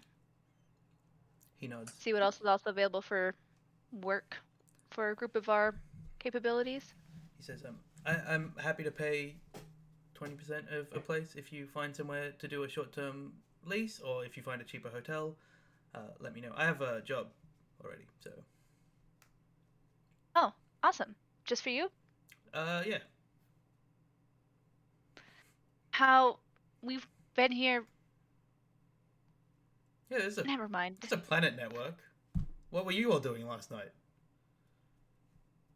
He like looks as if he's not the weird one, that he's immediately found another job.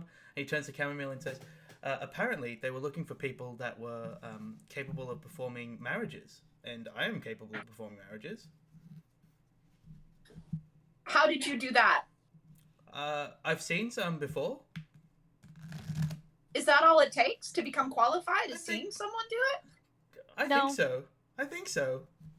I mean, if you know the words to say, and then you say the words, people are married, surely. There is. I see.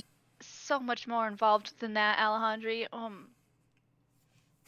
He looks like someone that knows that but doesn't care. Lucira just kind of sighs and says, and under her breath, "It's not my problem. It's not my problem. It's not my problem." Spate of illegal marriages. Rock Atlas 3. That's the next campaign. I imagine the culture's customs, practices, and legality of it depends greatly on the system in which you are. Have you seen a marriage performed in every single system? No, but under 4 different religions and imperial marriage law, which is, as you know, religionless. Maybe you knew that. I assume everyone knows that. Also, we're not in imperial space. Nobody knows anything out here, really. Everything can be anything. So an imperial wedding ceremony would not be the appropriate one to perform here. If they wanted that, I'll perform whatever ceremony anybody wants. Chamomile nods, satisfied with the question. Kid swallows a very hefty bite of their steak. Can you absolve me of my sins? He kind of looks at you and says, sure, if you want. It means as much as somebody that is allowed to do that. And he says, I absolve you of whatever sin you think you have. Sweet. He nods and says, 150 credits. Kid stares. He laughs. I'll get you a plate of that spider shit. Well, a plate's a lot. I'll take half a plate. Half a plate of that and half a plate of meat, and you can be absolved of any sins you do today. Pre-advanced absolvement of sins. That's the next step. Kid will get up and get a half plate of spider yogurt. Some meat. Lucira is now just tapping away furiously on her smart slab, starting to look at the local job board. Yeah, so there's Local job board slash the internet rental. places. Yeah. So there's places to rent. We'll go through that when you're heading off to do that. Job wise, there's a few interesting ones. There is like some low level stuff. Like there, you could go work as security at the Tech Expo. There's somebody that wants essentially a care box delivered out into the like to the next city over, where normally you'd fly, but because of the pirates taking over the airspace essentially, you can't just do a quick flight trip. You have to do it overland, and it's a little bit more dangerous. Somebody is looking to hire guards and qualified individuals for a archaeological dig. Since they're trapped on the planet anyway, they're like, well, let's dig up this planet and see if there's anything to find. Someone seemingly from the same like little group is looking for people to go with them to make contact with an apparently lost tribe on the planet.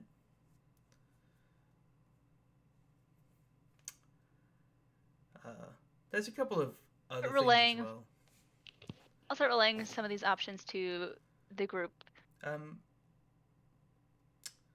What's your computers like? My computers? Yeah. I have 1 rank in computers. And some Intelligence ranks in +3 or Dex understanding, +4. Less than understanding, yeah. But you have ranks in both. Yeah. You notice that you kind of, as you're looking at these job listings, some of them are for things like buy me an apple, like from the shop, for 2 credits. And there's one that's like, come and say hello to me for 1 credit. And they're weird in that they are like, they have a lot of people that have looked at them. Why would someone look at that ad a lot? It's like a vastly higher number of people have looked at that. And you notice that there's something very strange about those ads. But you have to make a computers roll to check, or you could talk to Nix as well. But make a computers roll. Roll a d20, not a d10. Yes. Would that be intelligence based or dex based? I would assume intelligence. It's only dex if you're counter hacking against somebody. If they're like, if it's about the speed in which you can hack things. Well, that's a natural 1. Yeah. So you're looking at it. I And spill some of my omelet on my smart slab. Yeah. You're like, man, why would someone be paying 4 credits to do a small dance next to a street light? Like, that's both not worth it and not paying enough. Oh no, we've fallen into the MMO. But yeah, you do. You notice that there's some very weird job listings. There's also some that are like, "Hey, join the pirates. Like, we pay good." it suggests that it gives good benefits, but doesn't go into what the benefits are. It's like, give good benefits, get to do piracy. The twist is they have dental. Yes. Lucira will immediately filter that out. Yeah, don't show pirate-based things. Like, cuts the jobs by 75% immediately. Do the weird ones still stay up? Yep. The weird ones are now like 60% of what's left. Nix, what do you, looking at possible job options for us, what do you make of these little, I don't know if I even want to call them odd jobs. Nix looks at Lucira, who is not Chips, and stops in the middle of criticizing Lucira yet again for their early morning practices and their green oat eating obscenity, and says, "I'm sorry. What are you talking about?" And like takes the pad and starts poking at it without waiting. Looking for jobs for us. Hello, good morning. Nice to see you. Glad you're with us. There's these weird jobs that are like between 1 and like 5 credits. I don't know. It just seems weird to me, and I don't know why. Nick's kind of like, oh, go ahead. What's your computer's rank? 4. Hold on, let me double check. 3 or 4. 3. 3.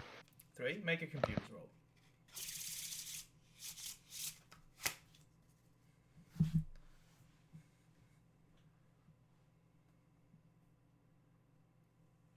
Where's my Alejandro character sheet? That's a good question, because he might just know stuff. It's this paper that was on the ground. Much better than me. Hey. Yeah, so when you look at it, it's weird. Why have so many people gone into these? Because also there's like a little snapshot of the job, and then like you would go into it. So for the longer ones, it's evident there's more. On this one, it doesn't seem like there's more. It ends with like the payment and the place to go or number to call or whatever. And you click into one, and at the bottom, it just goes. The page is elongated in a way that you think is really weird. And when you bring it up on your smart slab, your fancy smart slab instead of Lucira's fancy smart slab, also make a perception check. Because I just remembered something. Mm-hmm. I wasn't gonna Unfortunately, say anything. Nyx is not deceptive. Please roll high. Please roll high. Yeah, I kind of really want you to roll high. Right? Character secrets to be I can't revealed. even open any character sheets while streaming the game. I have to print everything. Aha! 14. That is very high for me. That's also good enough It's because plus of 0. your nature, the nature of Nyx. So firstly, this will happen in reverse order because you'll notice the smart slab stuff first and then do this. But when you go into it, you see on your smart slab, it like innately picks up that there's extra code operating in the bottom, and it has a small like cipher code that's about 3 lines long. And you, it's the year 970 something. You don't need to break ciphers yourself now. You just run that through an app that's on your smart slab. Like it's an app that's on the system, the internet. So you start that going, and you look back at Lucira's smart slab, which is... You've cut a bit. I heard that I don't need to run the cipher. I don't need to operate the cipher. I just need to run a program. But what did you say after that? Pretty much nothing. But you look back at Lucira's smart slab, and most people have, particularly people that travel a lot, have very specific smart slabs.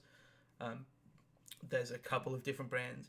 Lucira's is, on the surface, it looks like a standard smart slab that an adventurer might have, but even as you're tapping through it, it's more responsive than most smart slabs would be.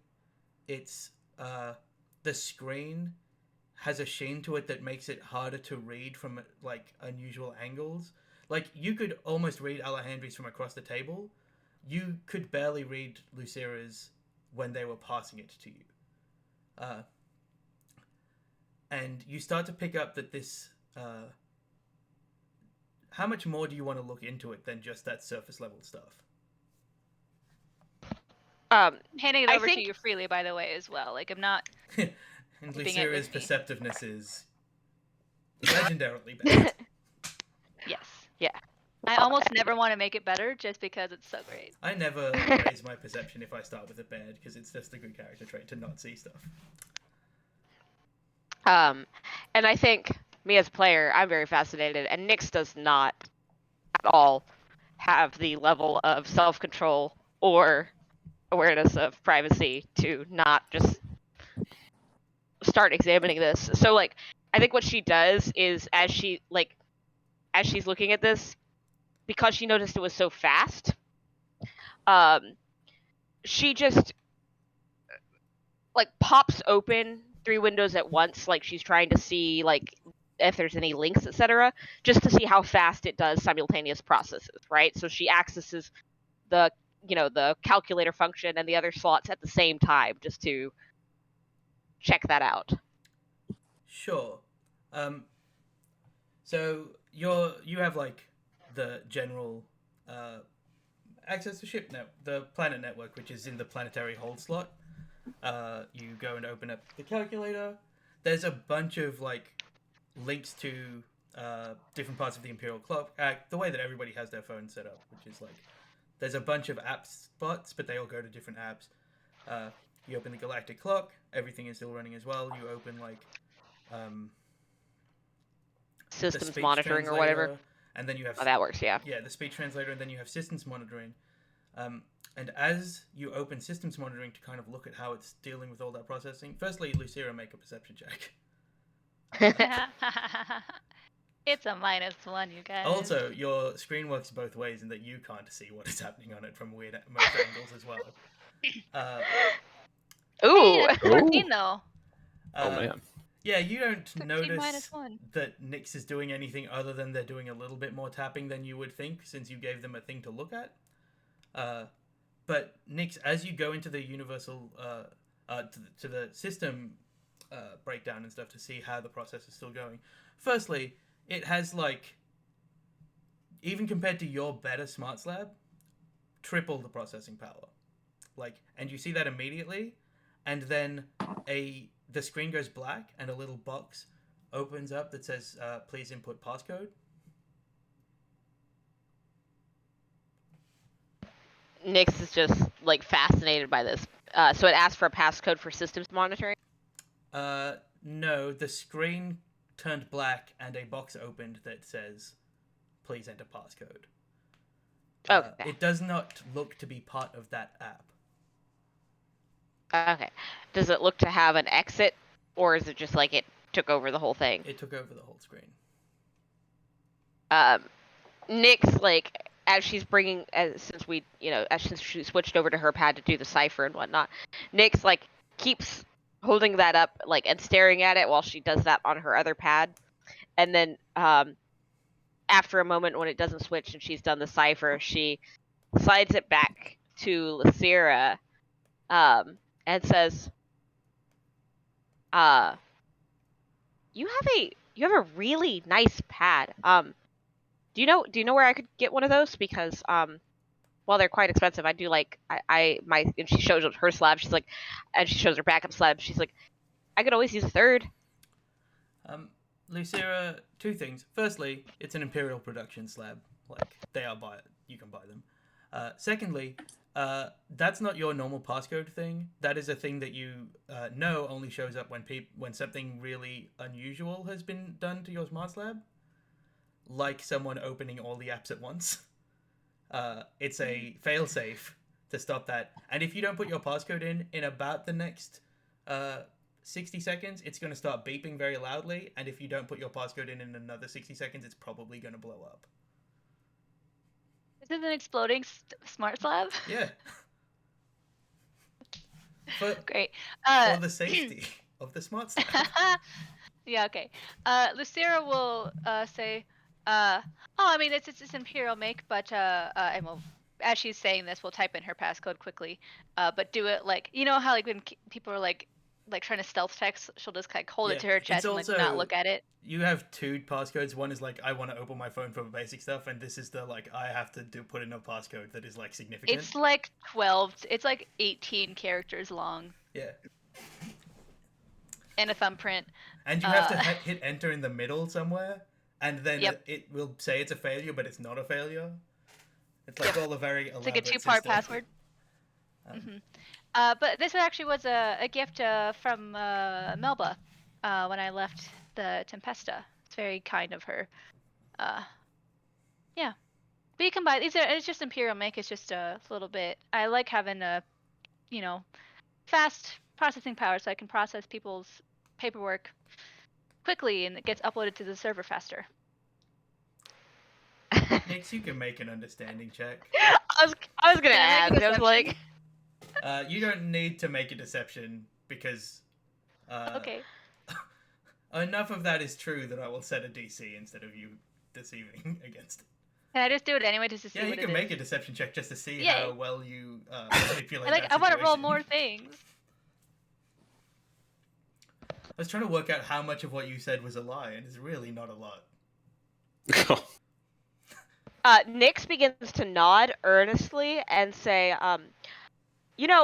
paperwork is remarkably difficult, and my TAs always used to complain about the time which it took to produce. I didn't realize how much of that time was actually, wow, just uploading time? Really? You would think that somebody would have come up with something more efficient. It's mostly data. Like, it's just text. You would think so as well, and that's why when I was, XL on the Tempesta and for Hindra Health, it took 90% of my time that wasn't spent working with the people was doing all of the online paperwork. It's truly a horrible system, and I'm trying to change that, but it's very slow. Anyone else is also welcome to roll an understanding check. I was gonna ask you, how visible is this whole situation of just the like phone thing to you in particular. With you both have very high perception, so you both are like, well, that's a weird thing to do with your phone. But yeah, so you said you can perception roll understanding or understanding. Okay. with charisma. Do you want that as a wisdom or charisma? Charisma. Okie doke. Oh, wow, in that case, I had a 5. Yeah. Oh boy. Lucira, you do look up to see Alejandri looking at you. Like... To go ahead, the base roll for this is already for me at 20. So... Oh, you and you're reliable. I need you to roll it anyway. I'm happy to, but I want to clarify. I already have a 20. Yeah. Well, 21. How about that? You are looking at Lucira talk about Melba and leaving the Tempesta, and it being good for like processing paperwork, and all of that sounds pretty real. Like, none of that triggers a thing in your brain that's like, that's not right, because you know Lucira, and that's the kind of thing that Lucira would like. But then also, there's a bit that's like, this is that thing where people don't say everything. And you can sense that not everything is being said in this moment. But that happens a lot.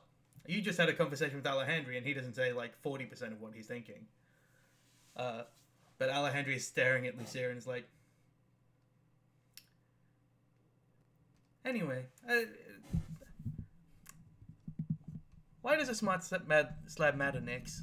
Like, I have one, and he holds it up. It's got a giant crack down the screen. Oh, it makes so much sense. Nyx just, looks at Alejandri and said, yes, but some smart slabs are better than others. Like this one, and he pulls out Lucira's... another one. And it doesn't have a crack? It's the same make. Well, maybe... Or maybe your cracked one is better. It's not about what appearances. about this one? It's He about... pulls out a third one. This one is a better one. He's got his bag with him as well. What Nick. do you have, He Alejandri? thinks, 4. 1 broke. Well, I dropped it when I was running out of the heart. Do you still have the broken one, and is that still part of your inventory? No, it I dropped it. I'm assuming that anything in the heart is broken. So you had 5, and now you have 4. Yeah, now I have 4. And Lucira has an interesting smart slab that is maybe interesting for reasons that have not been said. Oh no, Lucira's Nyx blinks lying. at chamomile. Nyx blinks at Alejandri. But everybody lies. Like, all the time. We just all watched Nyx talk to a person named Chips for ages, and none of us mentioned it. Nyx just, sinks down in her chair slightly, and then is, turns her expression back to Lucira, and says, oh, then that makes sense, then, that you were lying, because really, I don't understand how data processing could be that inefficient, and I work on computers and engineering for a living. So.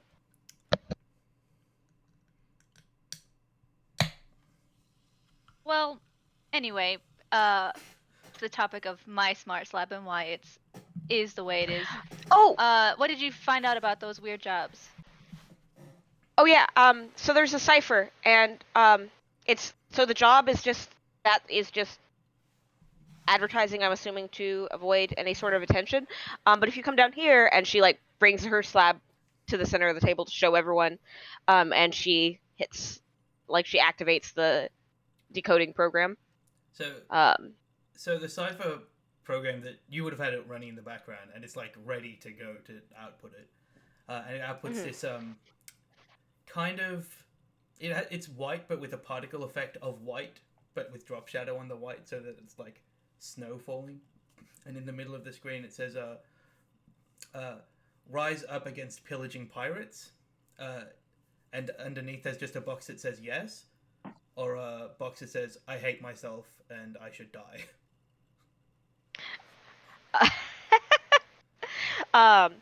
Nyx, like, before she clicks either button, wants to basically check the source code and see what the pages lead to. In the source code, there's an invisible button that says, "I know how to use computers, but still yes," and "I know how to use computers, but I still should die." She kind of like alternates between the two, because she can't decide what kind of like mind game this is. And then she looks at the other two and she says, "Well, I guess at some point you just have to say yes, right?" And inputs the URL, the space URL. Are you saying yes that you know about computers? Okay. It goes to a clone of the other page that Lucira was looking at, like identical, except it's taken basically all of the real jobs and made them sound really stupid, as if they're paying 1 to 5 credits. And where the other jobs have been, it's like got another decrypted box. This one you run through and it takes a bit longer to go through. You're finishing off your breakfast and stuff. And essentially, this is like a encrypted equivalent to like a deep website that is jobs that are, if you want to mess with the pirates, we are like the resistance against the pirates. So stuff like there's a convoy going from the place that you happen to know that Valis is at. There's a convoy going from there to another, like can't think of the word. Another like outpost for the pirates. It's like, destroy this convoy, and then one's like, disrupt the spaceport that the pirates have taken over, stuff like that. But then there's also some stuff in there that's like, we need you to rescue a person of importance that has been kidnapped, or we need you to kill a person of importance that is working with the pirates. So there's a lot of work in here for if you wanted to be part of the effort against the pirates on the ground. And as you're looking at that, you get a ping to your smart slab, and it's just a white, snowy avatar. And it just says, starting to fight pirates, ? And that's where we're going to start our break. Ooh. So we will be back That's exciting. in about 10 minutes. Does anyone need 15 minutes? 10 minutes. We'll be That's back. fine. Sounds good. See you soon.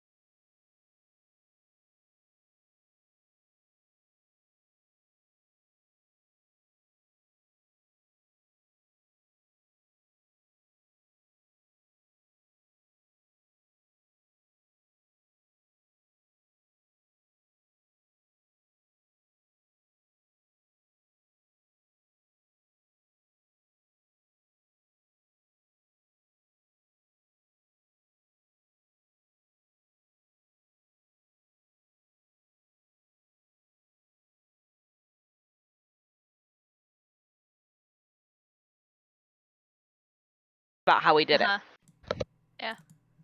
All right, we're back.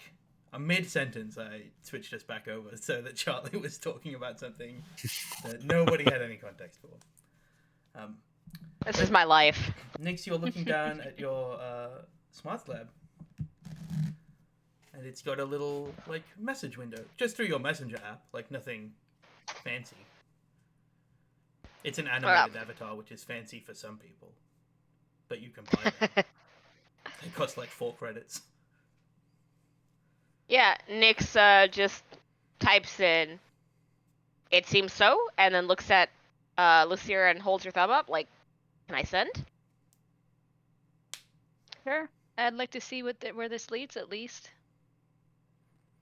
She hits enter and stares at the screen. Like, she has this like bad habit of putting the screen in front of everyone so that everybody can see, but then leaning too close, and so she like leans back deliberately.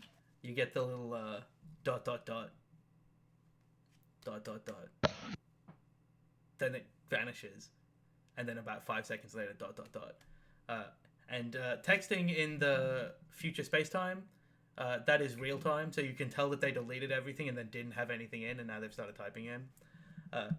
And then it says, you just get a thing that says, "Good, we need more people joining the fight."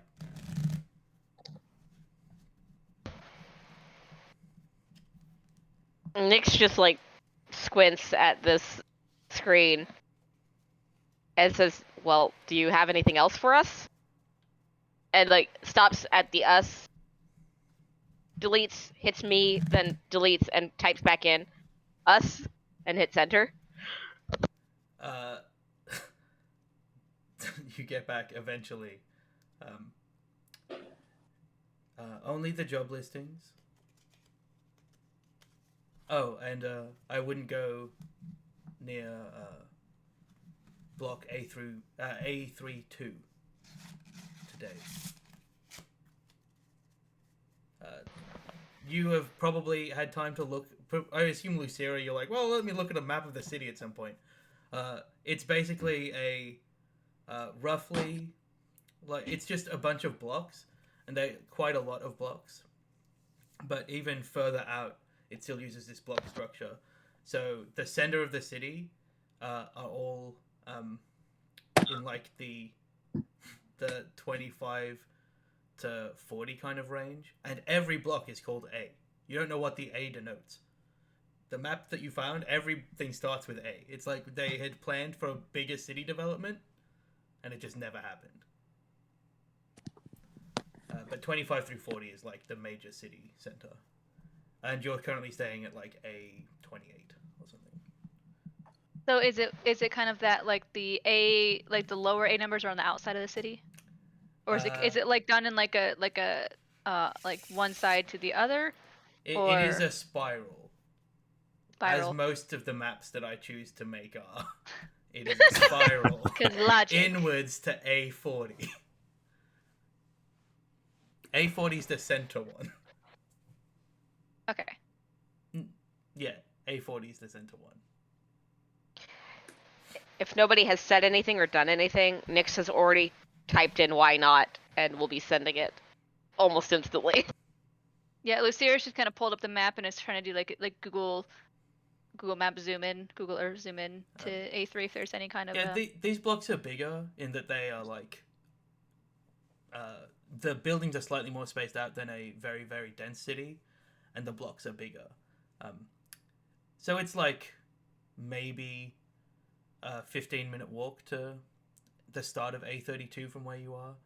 You don't get a response to "why not" from the weird pirate person on the other end of this text chat.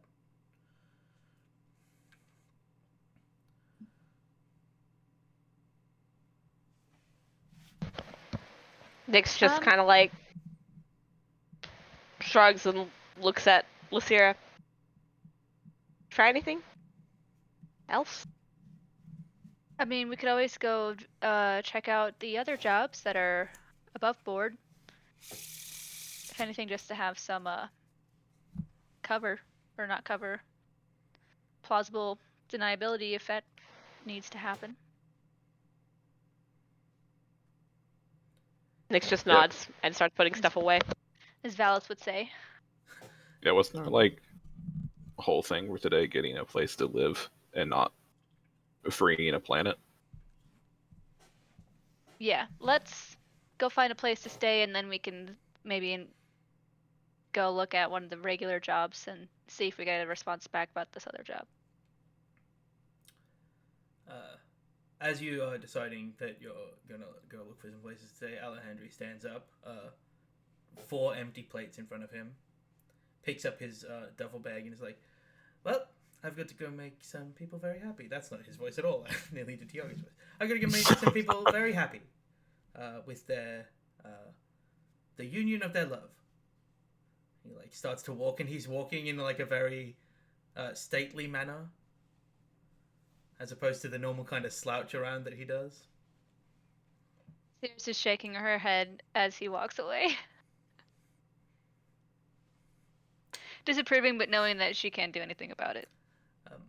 So, from your looking through stuff, and also your map, there are, towards the outer circle, there are a lot of houses and stuff where you could just rent a house for a short term. In the kind of mid-tier circle, there's what seem to be more apartment buildings and stuff. There's a couple of places that look like maybe they're very small, full like buildings that have like 6 to 12 apartments in them.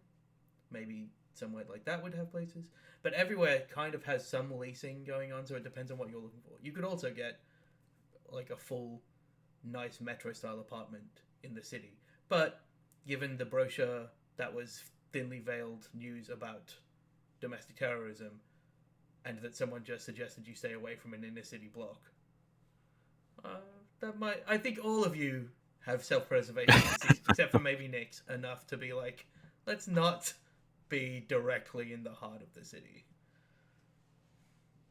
Yeah. Where is the district where the frozen fish warehouse is? That's like in the... it's not part of the city. The spaceport is like... It was maybe an hour trip away from the city to get to the outskirts. And the warehouse is at the spaceport. So perhaps we find something that's kind of intermediate, middling district.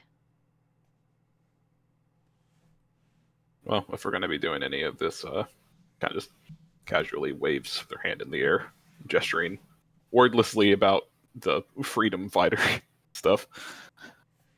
Probably don't want to be anywhere that's very visible. We could go camping. Yeah, you could absolutely go out into the wilderness and camp. It's the cheapest option. By a significant degree. I think all of you apparently know how money works enough that, like, camping is cheaper than renting a place. Does Nyx understand? Oh, so I wouldn't domestic mind. terrorism Do we threats? have- Yes. Do we have a tent? Like, or like camping supplies? We need to go buy that kind of stuff. I don't think any of you, except for Chamomile, has anything that could be considered a tent. Because 2 of you left all of your stuff on the heart, and I don't think you replaced that with tents. But there are camping stores. We just all get under Chamomile's blanket fort. Yeah, you make a giant blanket fort out in the middle of nowhere. The game changes to like a fort building simulator. And I have I love some it. rudimentary foraging skills, so that eliminates that cost as well. Yeah, if you can forage for 5 people. Well, 4 people. Alejandro's not living in a tent. Again. I mean, I can Although- shoot something, and then we can eat it.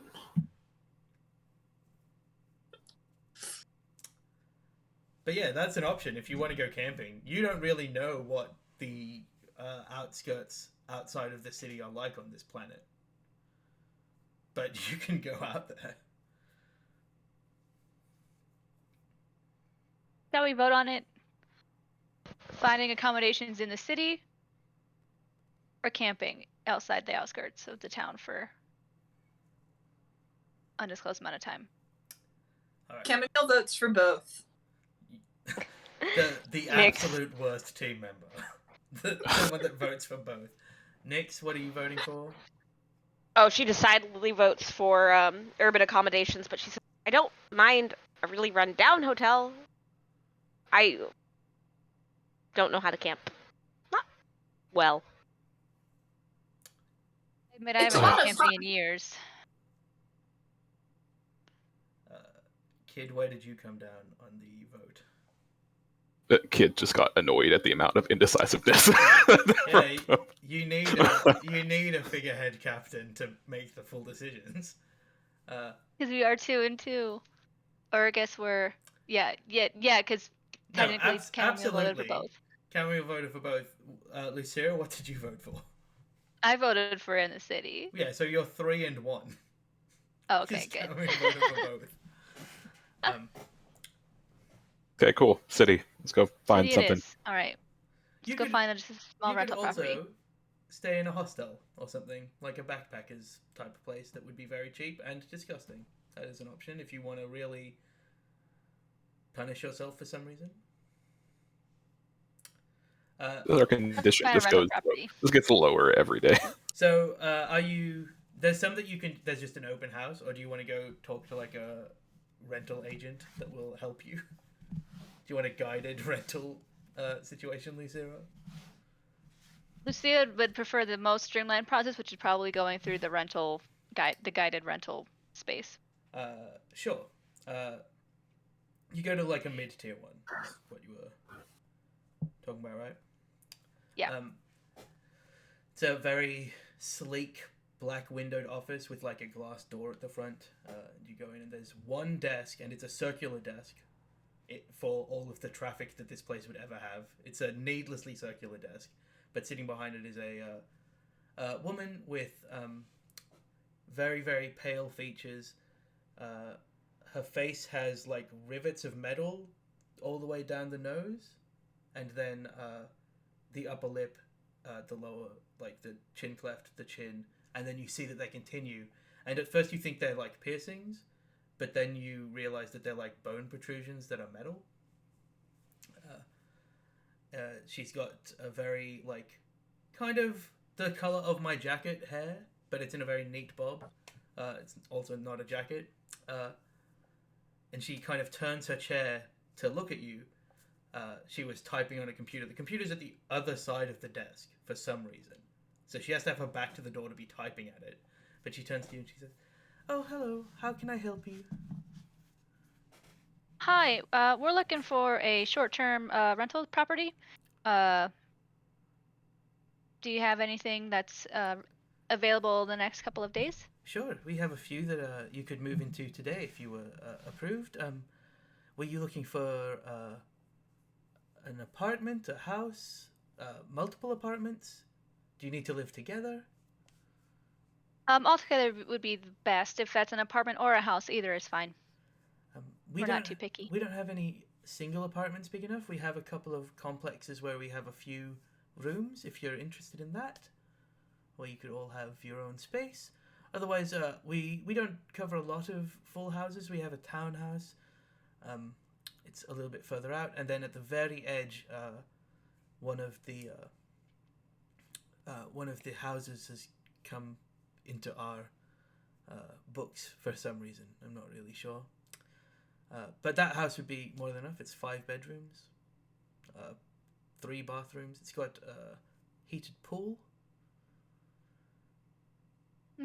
What's the townhouse situation? The townhouse is a bit smaller. I think it's a 3-bedroom plus a half bedroom, which I think is normally a study. Obviously, they both have kitchens. That one has 2 bathrooms, has storage for a hover car, or if for some reason you like older cars, one of them. Has street access. No garden, so if you have pets, they have to be inside. Or you could walk them. There's a park nearby. What's the cost for that one on a short-term basis? For the townhouse, that would be 2,100 credits a month. With Perfect. a deposit up I front. think that we can Just do to that. cover bases, how much is the Uh, I blanked on every other detail except for the heated pool. The house. the house on the It's not outside of town. Not a heated pool. It's a. Just Okay. a pool. It's a A pool. A pool. The house on the outside of town is 2,600. She's looking up 2,630 credits a month. Although legally the deposit remains capped at 2,100. All right. I think I'll discuss with my Sure, cohort. I can show you some pictures if you'd like. Oh, excellent. She like pops up the whole like all of the black windows are like displays, and on one wall she puts up some very nice pictures of a house, and on another wall she puts up some equally nice pictures of a townhouse, because she's in charge of the pictures, and why would they ever look bad?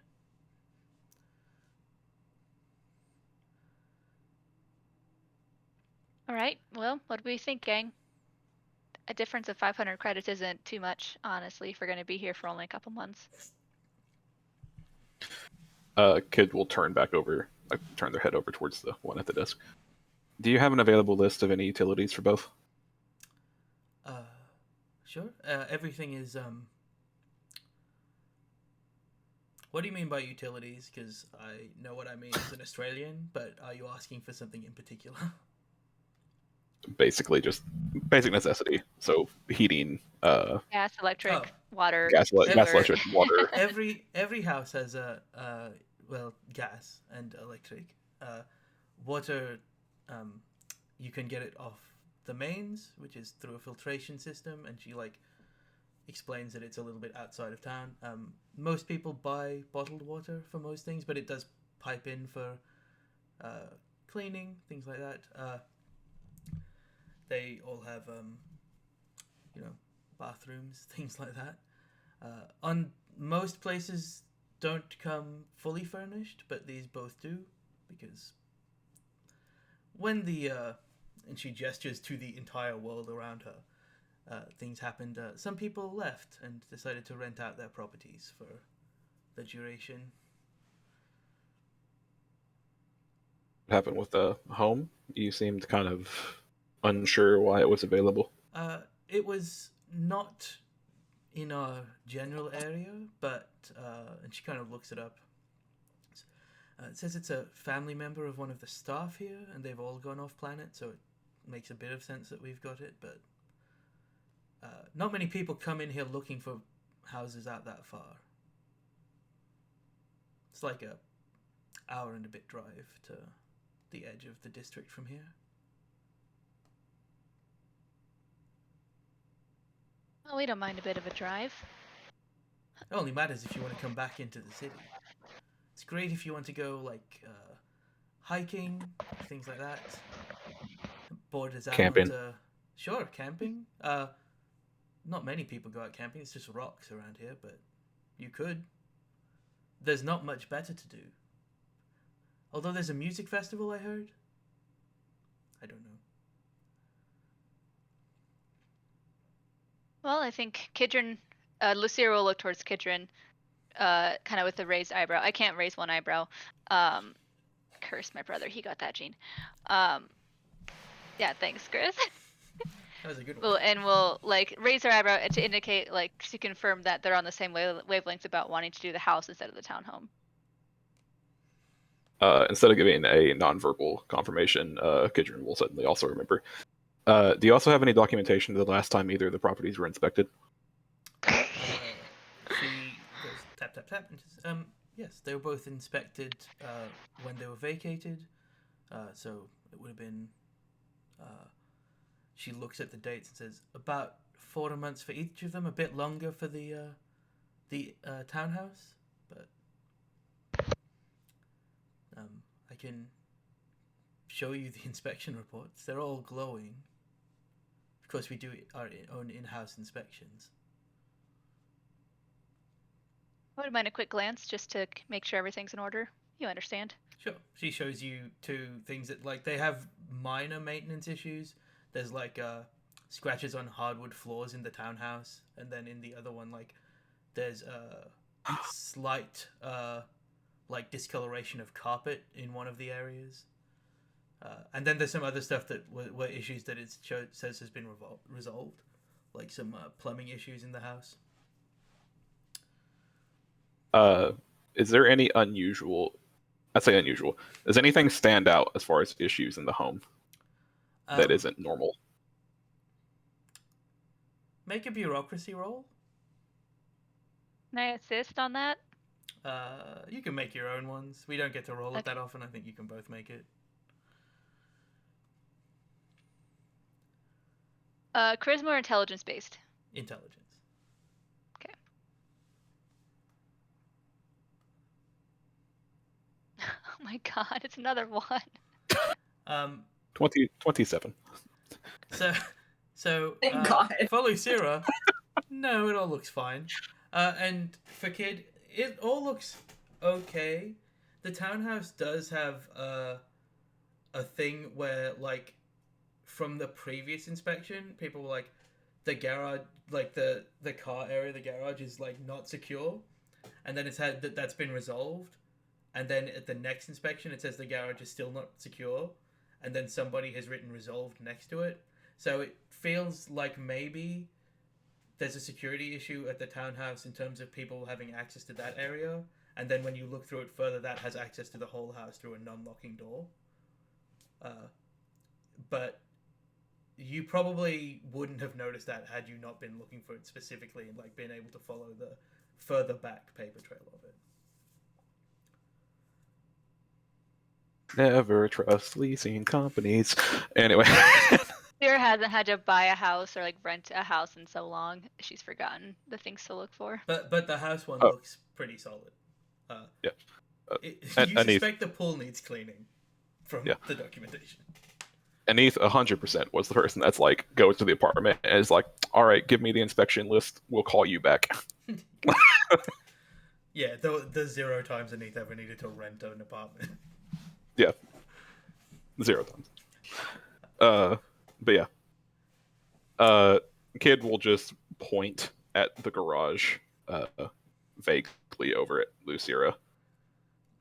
Once Kid points it out, you can kind of track it a bit better, but it's still like you gotta go back through like quite a lot of paperwork, and it's a lot of handwriting that's not that readable. It's like kind of impressive that Kid found that. I don't like that. Yeah. Then Alejandro can get his own room too. Sure. All right. I think we'll take the house. Right, let me print out the paperwork, and she prints out some stuff. I just need some ID from everyone on the lease. She like takes as many people as are willing to give it, and doesn't really seem that bothered if not everyone does. Like, as long as a couple of you do, she's like, it's fine, it's a short-term lease. What are you looking at? 3 months? That's kind of the shortest that we can do. 3 months to start. Is there an opportunity to extend if we would like to? Sure. And she kind of points it out on the contract. She says, we need to give you 60 days notice of vacating if we're having someone else move in. So, but you are allowed to, you'll go month to month after the 3-month lease unless you wish to re-sign for a more considerable amount of time. And, she's giving everyone copies of the lease to look over, and like marking where you need to initial stuff, scanning some things, having this conversation while she's doing all of that. And about 20 minutes later, she presents 2 sets of keys. She's like, you're welcome to get extra keys copied. We'd prefer, if you do, that you submit all the keys that you have copied, but we have no way of really tracking that. We tend to change the locks over anyway when they're vacated. So. All right, thank you very much. Sure. I can call you pleasure doing business. Car to take you there now if you like.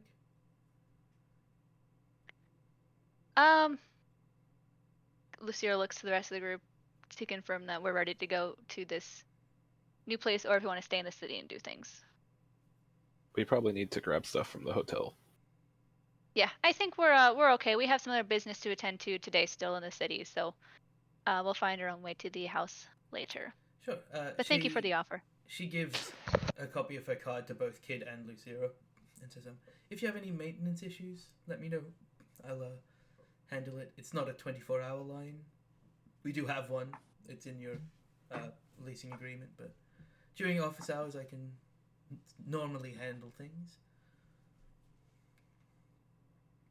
Excellent. Thank you so much. Sure. And she is forced to watch you all leave and then turn around to begin doing like other work because of the layout of this stupid office. Hate it. I hate it so much. But you have a house. It will have cost you the deposit today, and then rent at the end of every month, which is All right. 30 I gold. will pay the deposit myself. So 2,100. All right. All Mom right. broke out the debit. You you head back to the hotel. What the?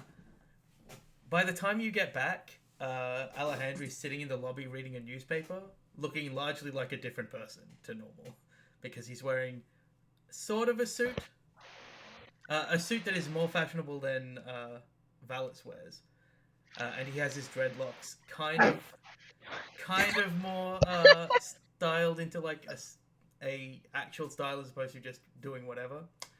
And he looks up from his newspaper. He does that like flick of a newspaper where he can control how rigid the newspaper is. He says, "Oh, did you find anything? We have a We pool. did. We have a pool? Wow. Yep. And you get your own room. We all get our own rooms, actually. Excellent. I knew I left it to the right people. How much do I Does he owe? was your- gesture with all three of the arms?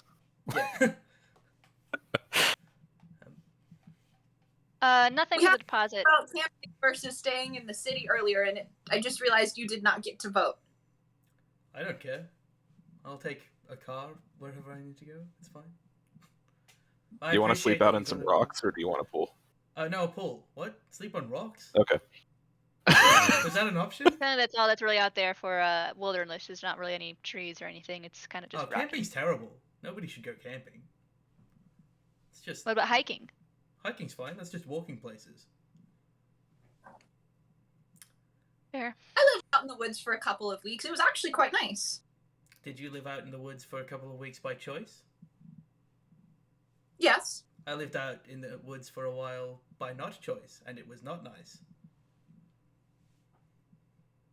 I see you didn't have the chance to prepare and you didn't go in with the knowledge you needed to survive effectively and be comfortable. I understand why that would be an unpleasant experience. Yeah, one thing's camping and one thing is being chased into the woods by angry bounty hunters.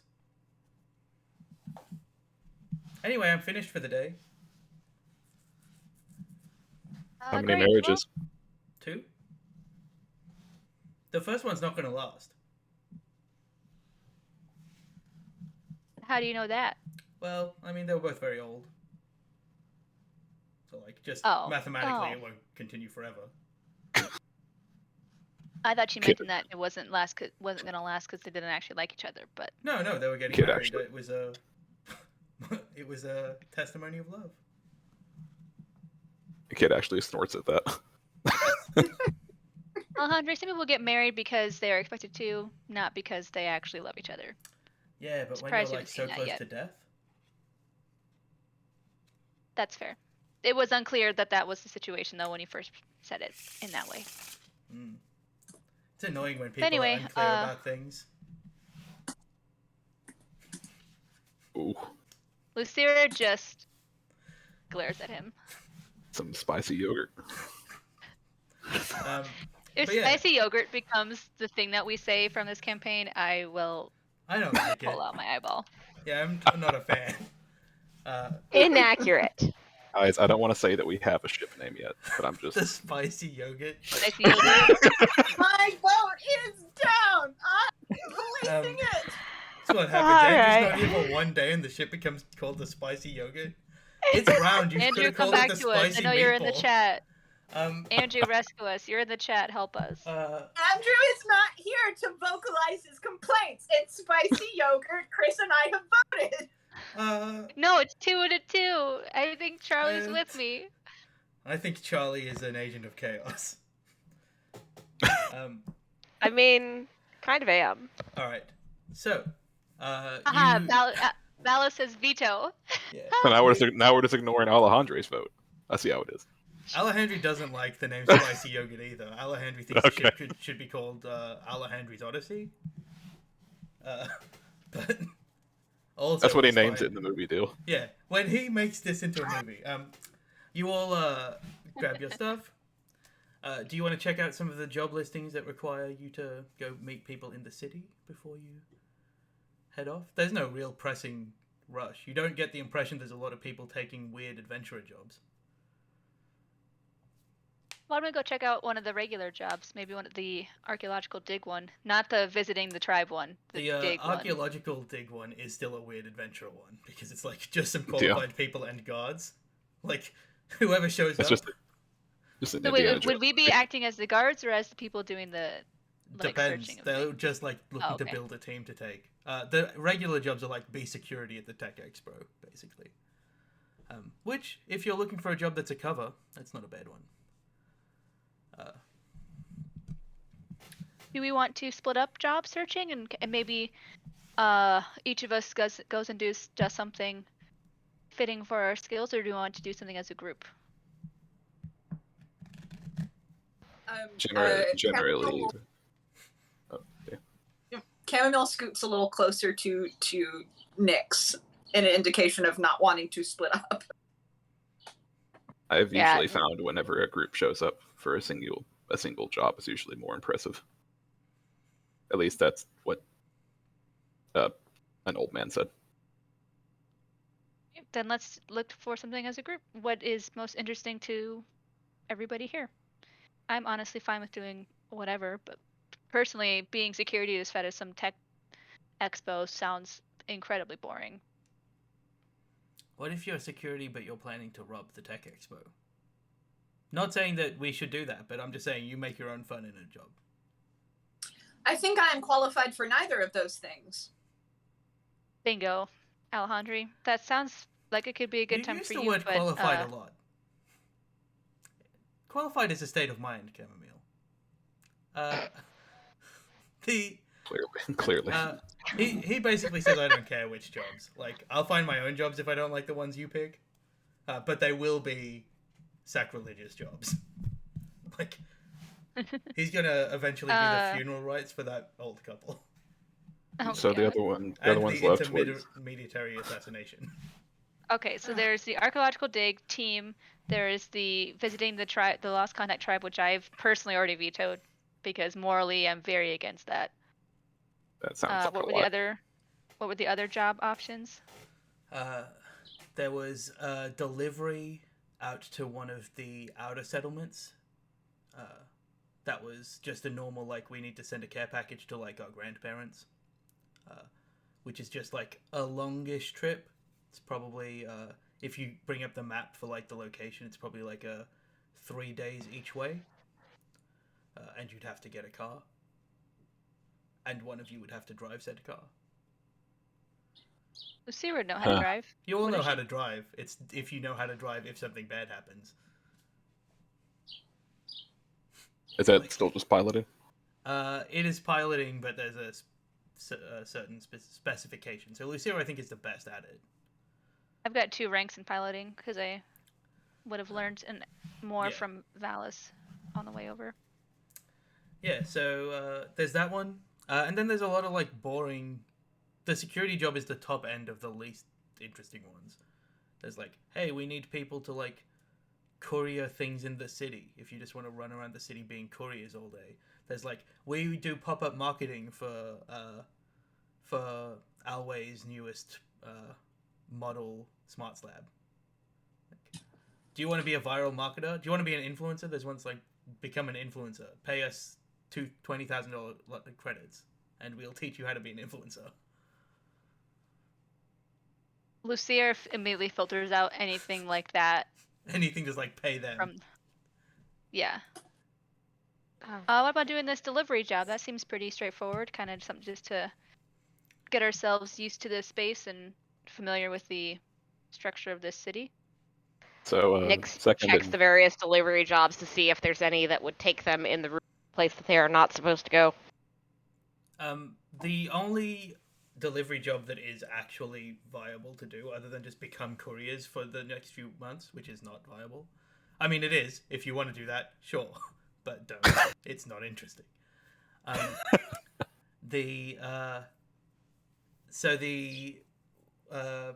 place that you're going, basically to the northwest, is where Valis went, and this place is like to the east, but like slightly north. It's the absolute opposite direction of that place. If that is where you're not meant to go, if you have another place you're not meant to go, I don't know what you're talking about. Secondary important detail about a job. What do these even pay? None of them have payment listings because they're all like special.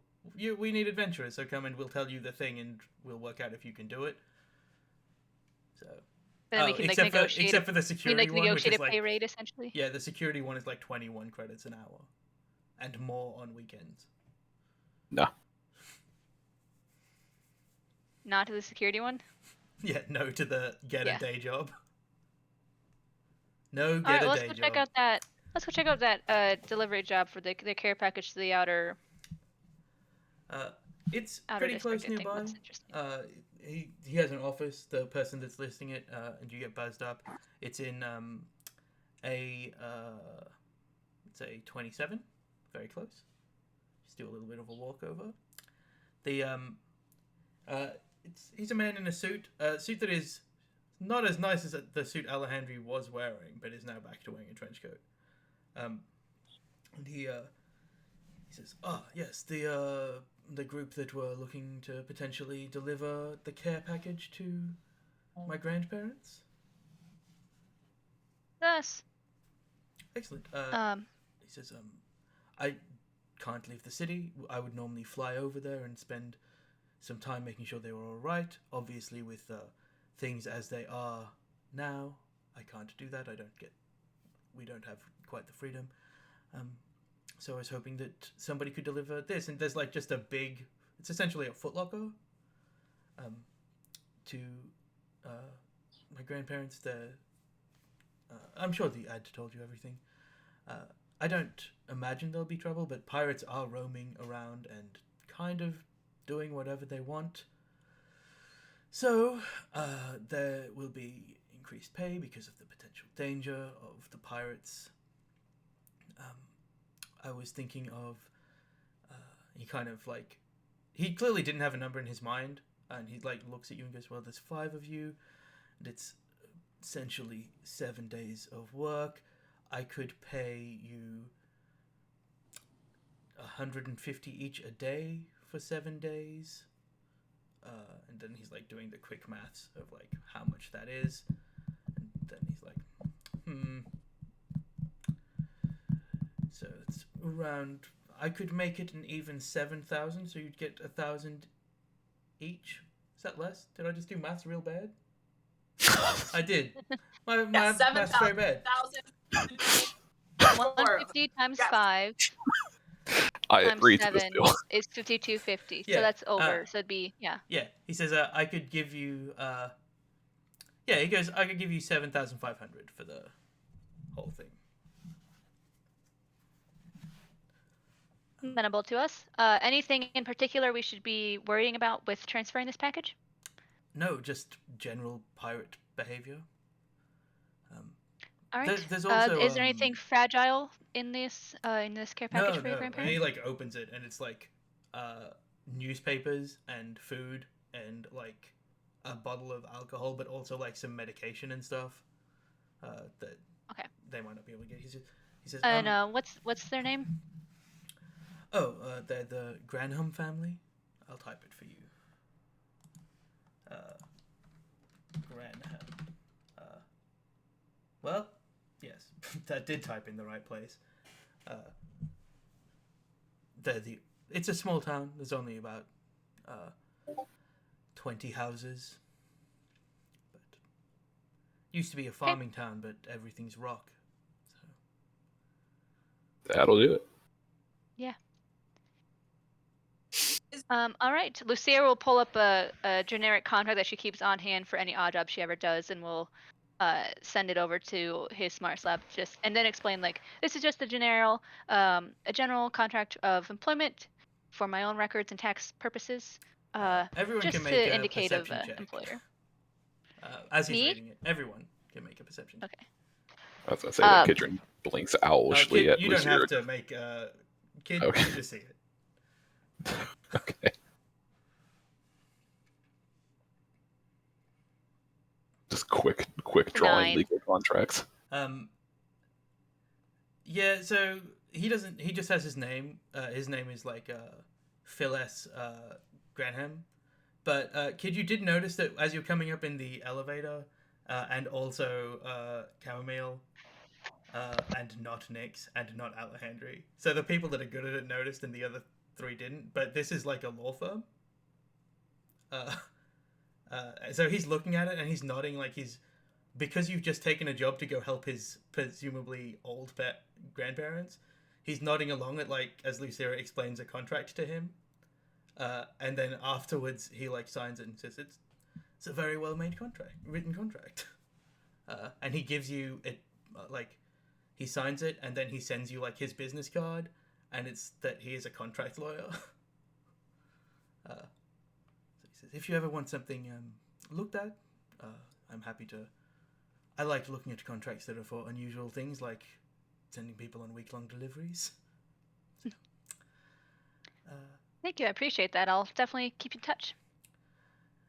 Did you have any other questions? Do I need to provide anything else for you in terms of information? Do you perhaps have any photos of your grandparents so we can identify them easily? Again, hopefully won't be a problem, but he gives you a photo of generic his grandparents. Great. Grandparents JPEG. Yeah, they're just grandparents. They just look like him, but older. Grandparents.jpg. He's very normal looking. Like, he could be a character in Suits. Not one of the attractive ones, like one of the side characters. But yeah, you have taken the job. He's like, oh, you happy to take the package now? Yeah, I think we Is can there do that. anything? Let's go ahead. Is there anything that you'd like to tell your grandparents since you are not able to visit? Oh, I can send them messages and things because of email. But Yes, but sometimes things are nicer coming from a person in front of you or a robot. Sure.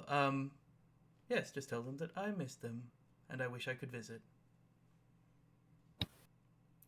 So you know this because of your high understanding, but it's the same tone of indulgence that he used for Lucira's contract. Of like, yes, okay, you seem like you need this, so I'll say the thing. He says, all right, you're welcome to take it. He kind of looks over you and says, do you need a trolley or something to carry it?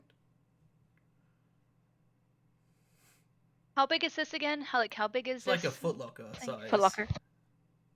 I don't know what that means. And that I am the strongest person here, though, that Valis is gone. Oh, Henry's stronger than you, firstly. But it's like, let's say, 2 feet long and like half a foot wide and half a foot deep-ish. It's cumbersome and heavy and made of metal. Like, but Alejandro will offer to pick it up half of it. Like, he'll take half. I say, is there like handles, or is it just No, a box? It's just a box. Okay. If there are handles, they're awkwardly placed in a way that it doesn't help you carry it. They're like cosmetic, like aesthetic handles. Hate those. Andrew's like, oh, I'll get this in. Come on, surely one of you, not Nyx. I've got a strength of 9. I don't understand what that means. Tiny little robot. The tiny little robot who's canonically the shortest grabs the other handle. All right. The cosmetic handle. Lucira looks buff, but she really isn't. Hello. Firstly, before I continue, does anyone have any points in balance? No. That's a no from me, Judge. Okay, great. I have anti-points. I'm eliminating balance from this moment on. Balance doesn't exist. If you did have a point, it would go into kinematics. And I need you to roll me kinematics. Me? Yeah. Okay. Does chamomile get disadvantage for grabbing the cosmetic handle? No. It's cosmetic, but not unhelpful.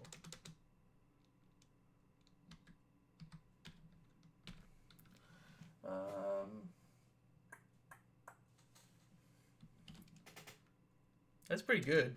I hope Alejandro doesn't let you down. What the world? Chamomile's buff. What the? Yeah, so I think he expects you to be, like, because you also walked over, like, not confident, and just like, yep.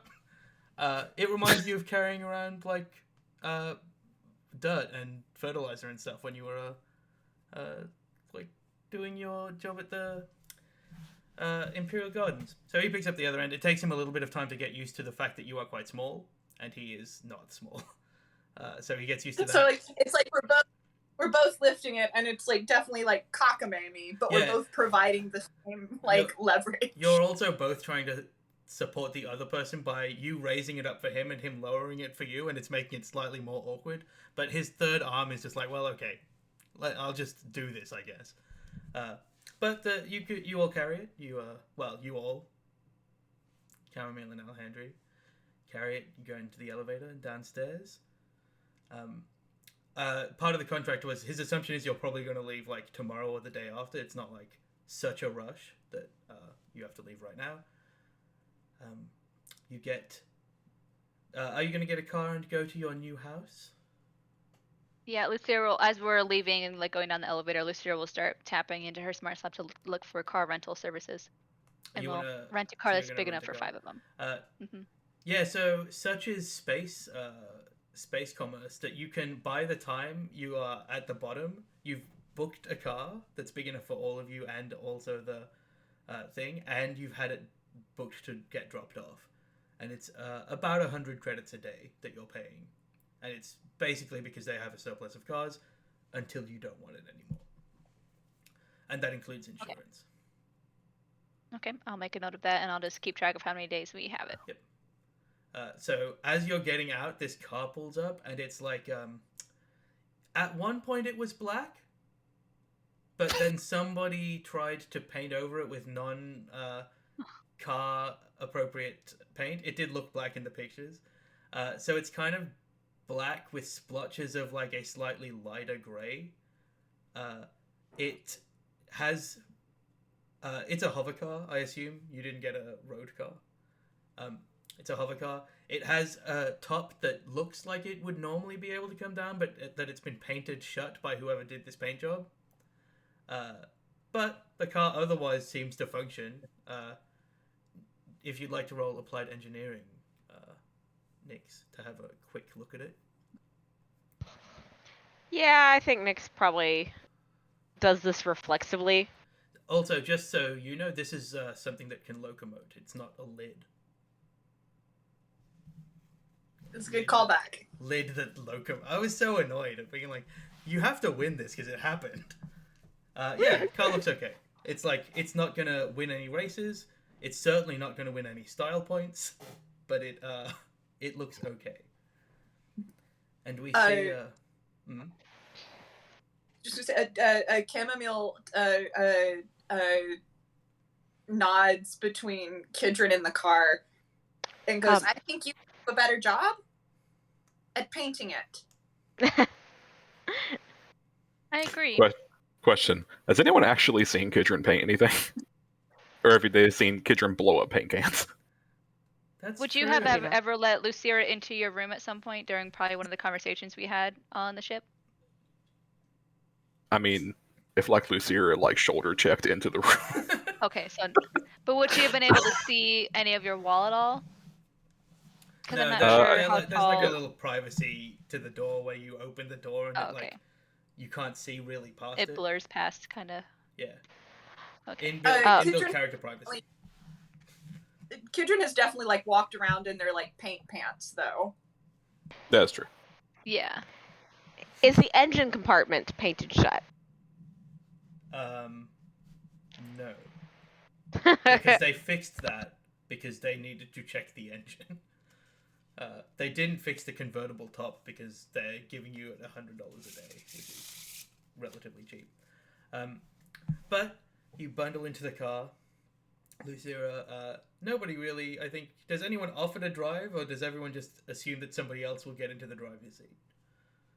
Lucira goes Kidren. for the driver's seat, but Kidren takes the seat directly behind the driver's seat so they can put their feet on the chair. If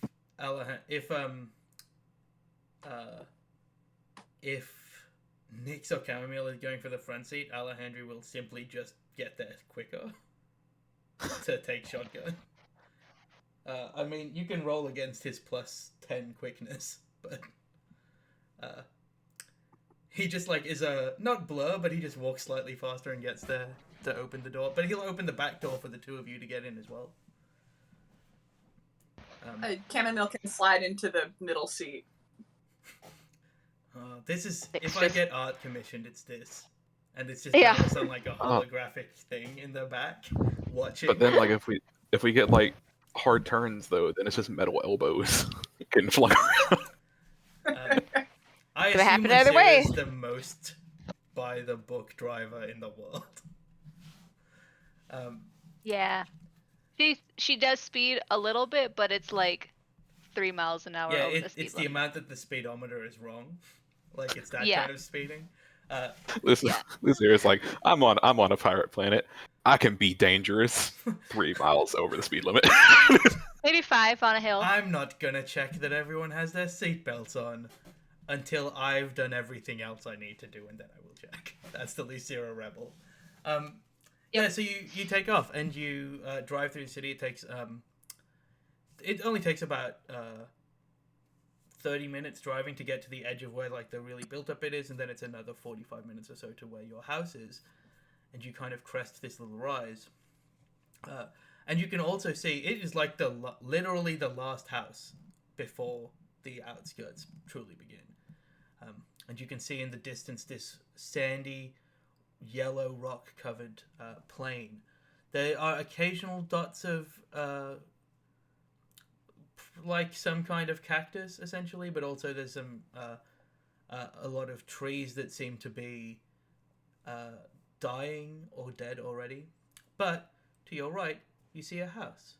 It has hedges that are yellow-leafed all around the front. There's a gate. It's big, iron-wrought gate. None of these were in the pictures, but as you pull up and one of you opens the gate, you see the house. And this house has a very nice, lush, grassy garden. The grass is also tinted yellow.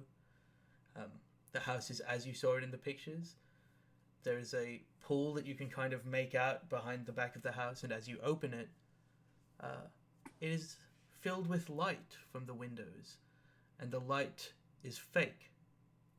It's projected as if this is a house that has a day-night cycle, which was not on any of the things that you read. You go through and check. Nice. You find all of these rooms roughly as they were. All of the maintenance issues, I assume that both Kid and Lucira separately go through and check the maintenance list. They are accurate. The pool actually doesn't need cleaning because it has a self-cleaning thing, but they hadn't checked it since anyone moved in. But that self-cleaning droid is still working. Nice. Excellent. And as you settle in, we'll say that Kid is checking the pool, I think. And as you settle in for the start of... Not the start, but towards the end of your second day, the sun comes up for the first time since you left Valis. And you see this piercing orb of light refracting through the yellow, and it makes the entire yellow plains look like they're ablaze to you, Kid. And that's where we will end this session, because we have to do character creation for next week, when Charlie will be running a one-shot, which is a 3-shot that will take place over 3 not connected weeks. But Andrew will be back, because he could make next session, and it was literal nonsense for me to try and write Valis back in at this point. And be like, Valis' job finished, but then we'll start again. But how good of a shot would it have been if you to see trenchcoat Valis silhouetted against the rising sun on the horizon? That would have been very funny. He's on a horse. That'd be No cool. reason. Yeah. Yeah, Stay no solid. reason. But yeah, so we're gonna do some character creation. I might record it, just for having done it. But you have to be on something that we don't have. Like if we eventually have a Patreon, it will show up there. Or if we eventually get super famous, I'll put it there. Or if Charlie becomes the greatest GM of all time. Check it out on our tier 3 perk. Yeah, check it out in our Kickstarter. Oh, good. But Indiegogo.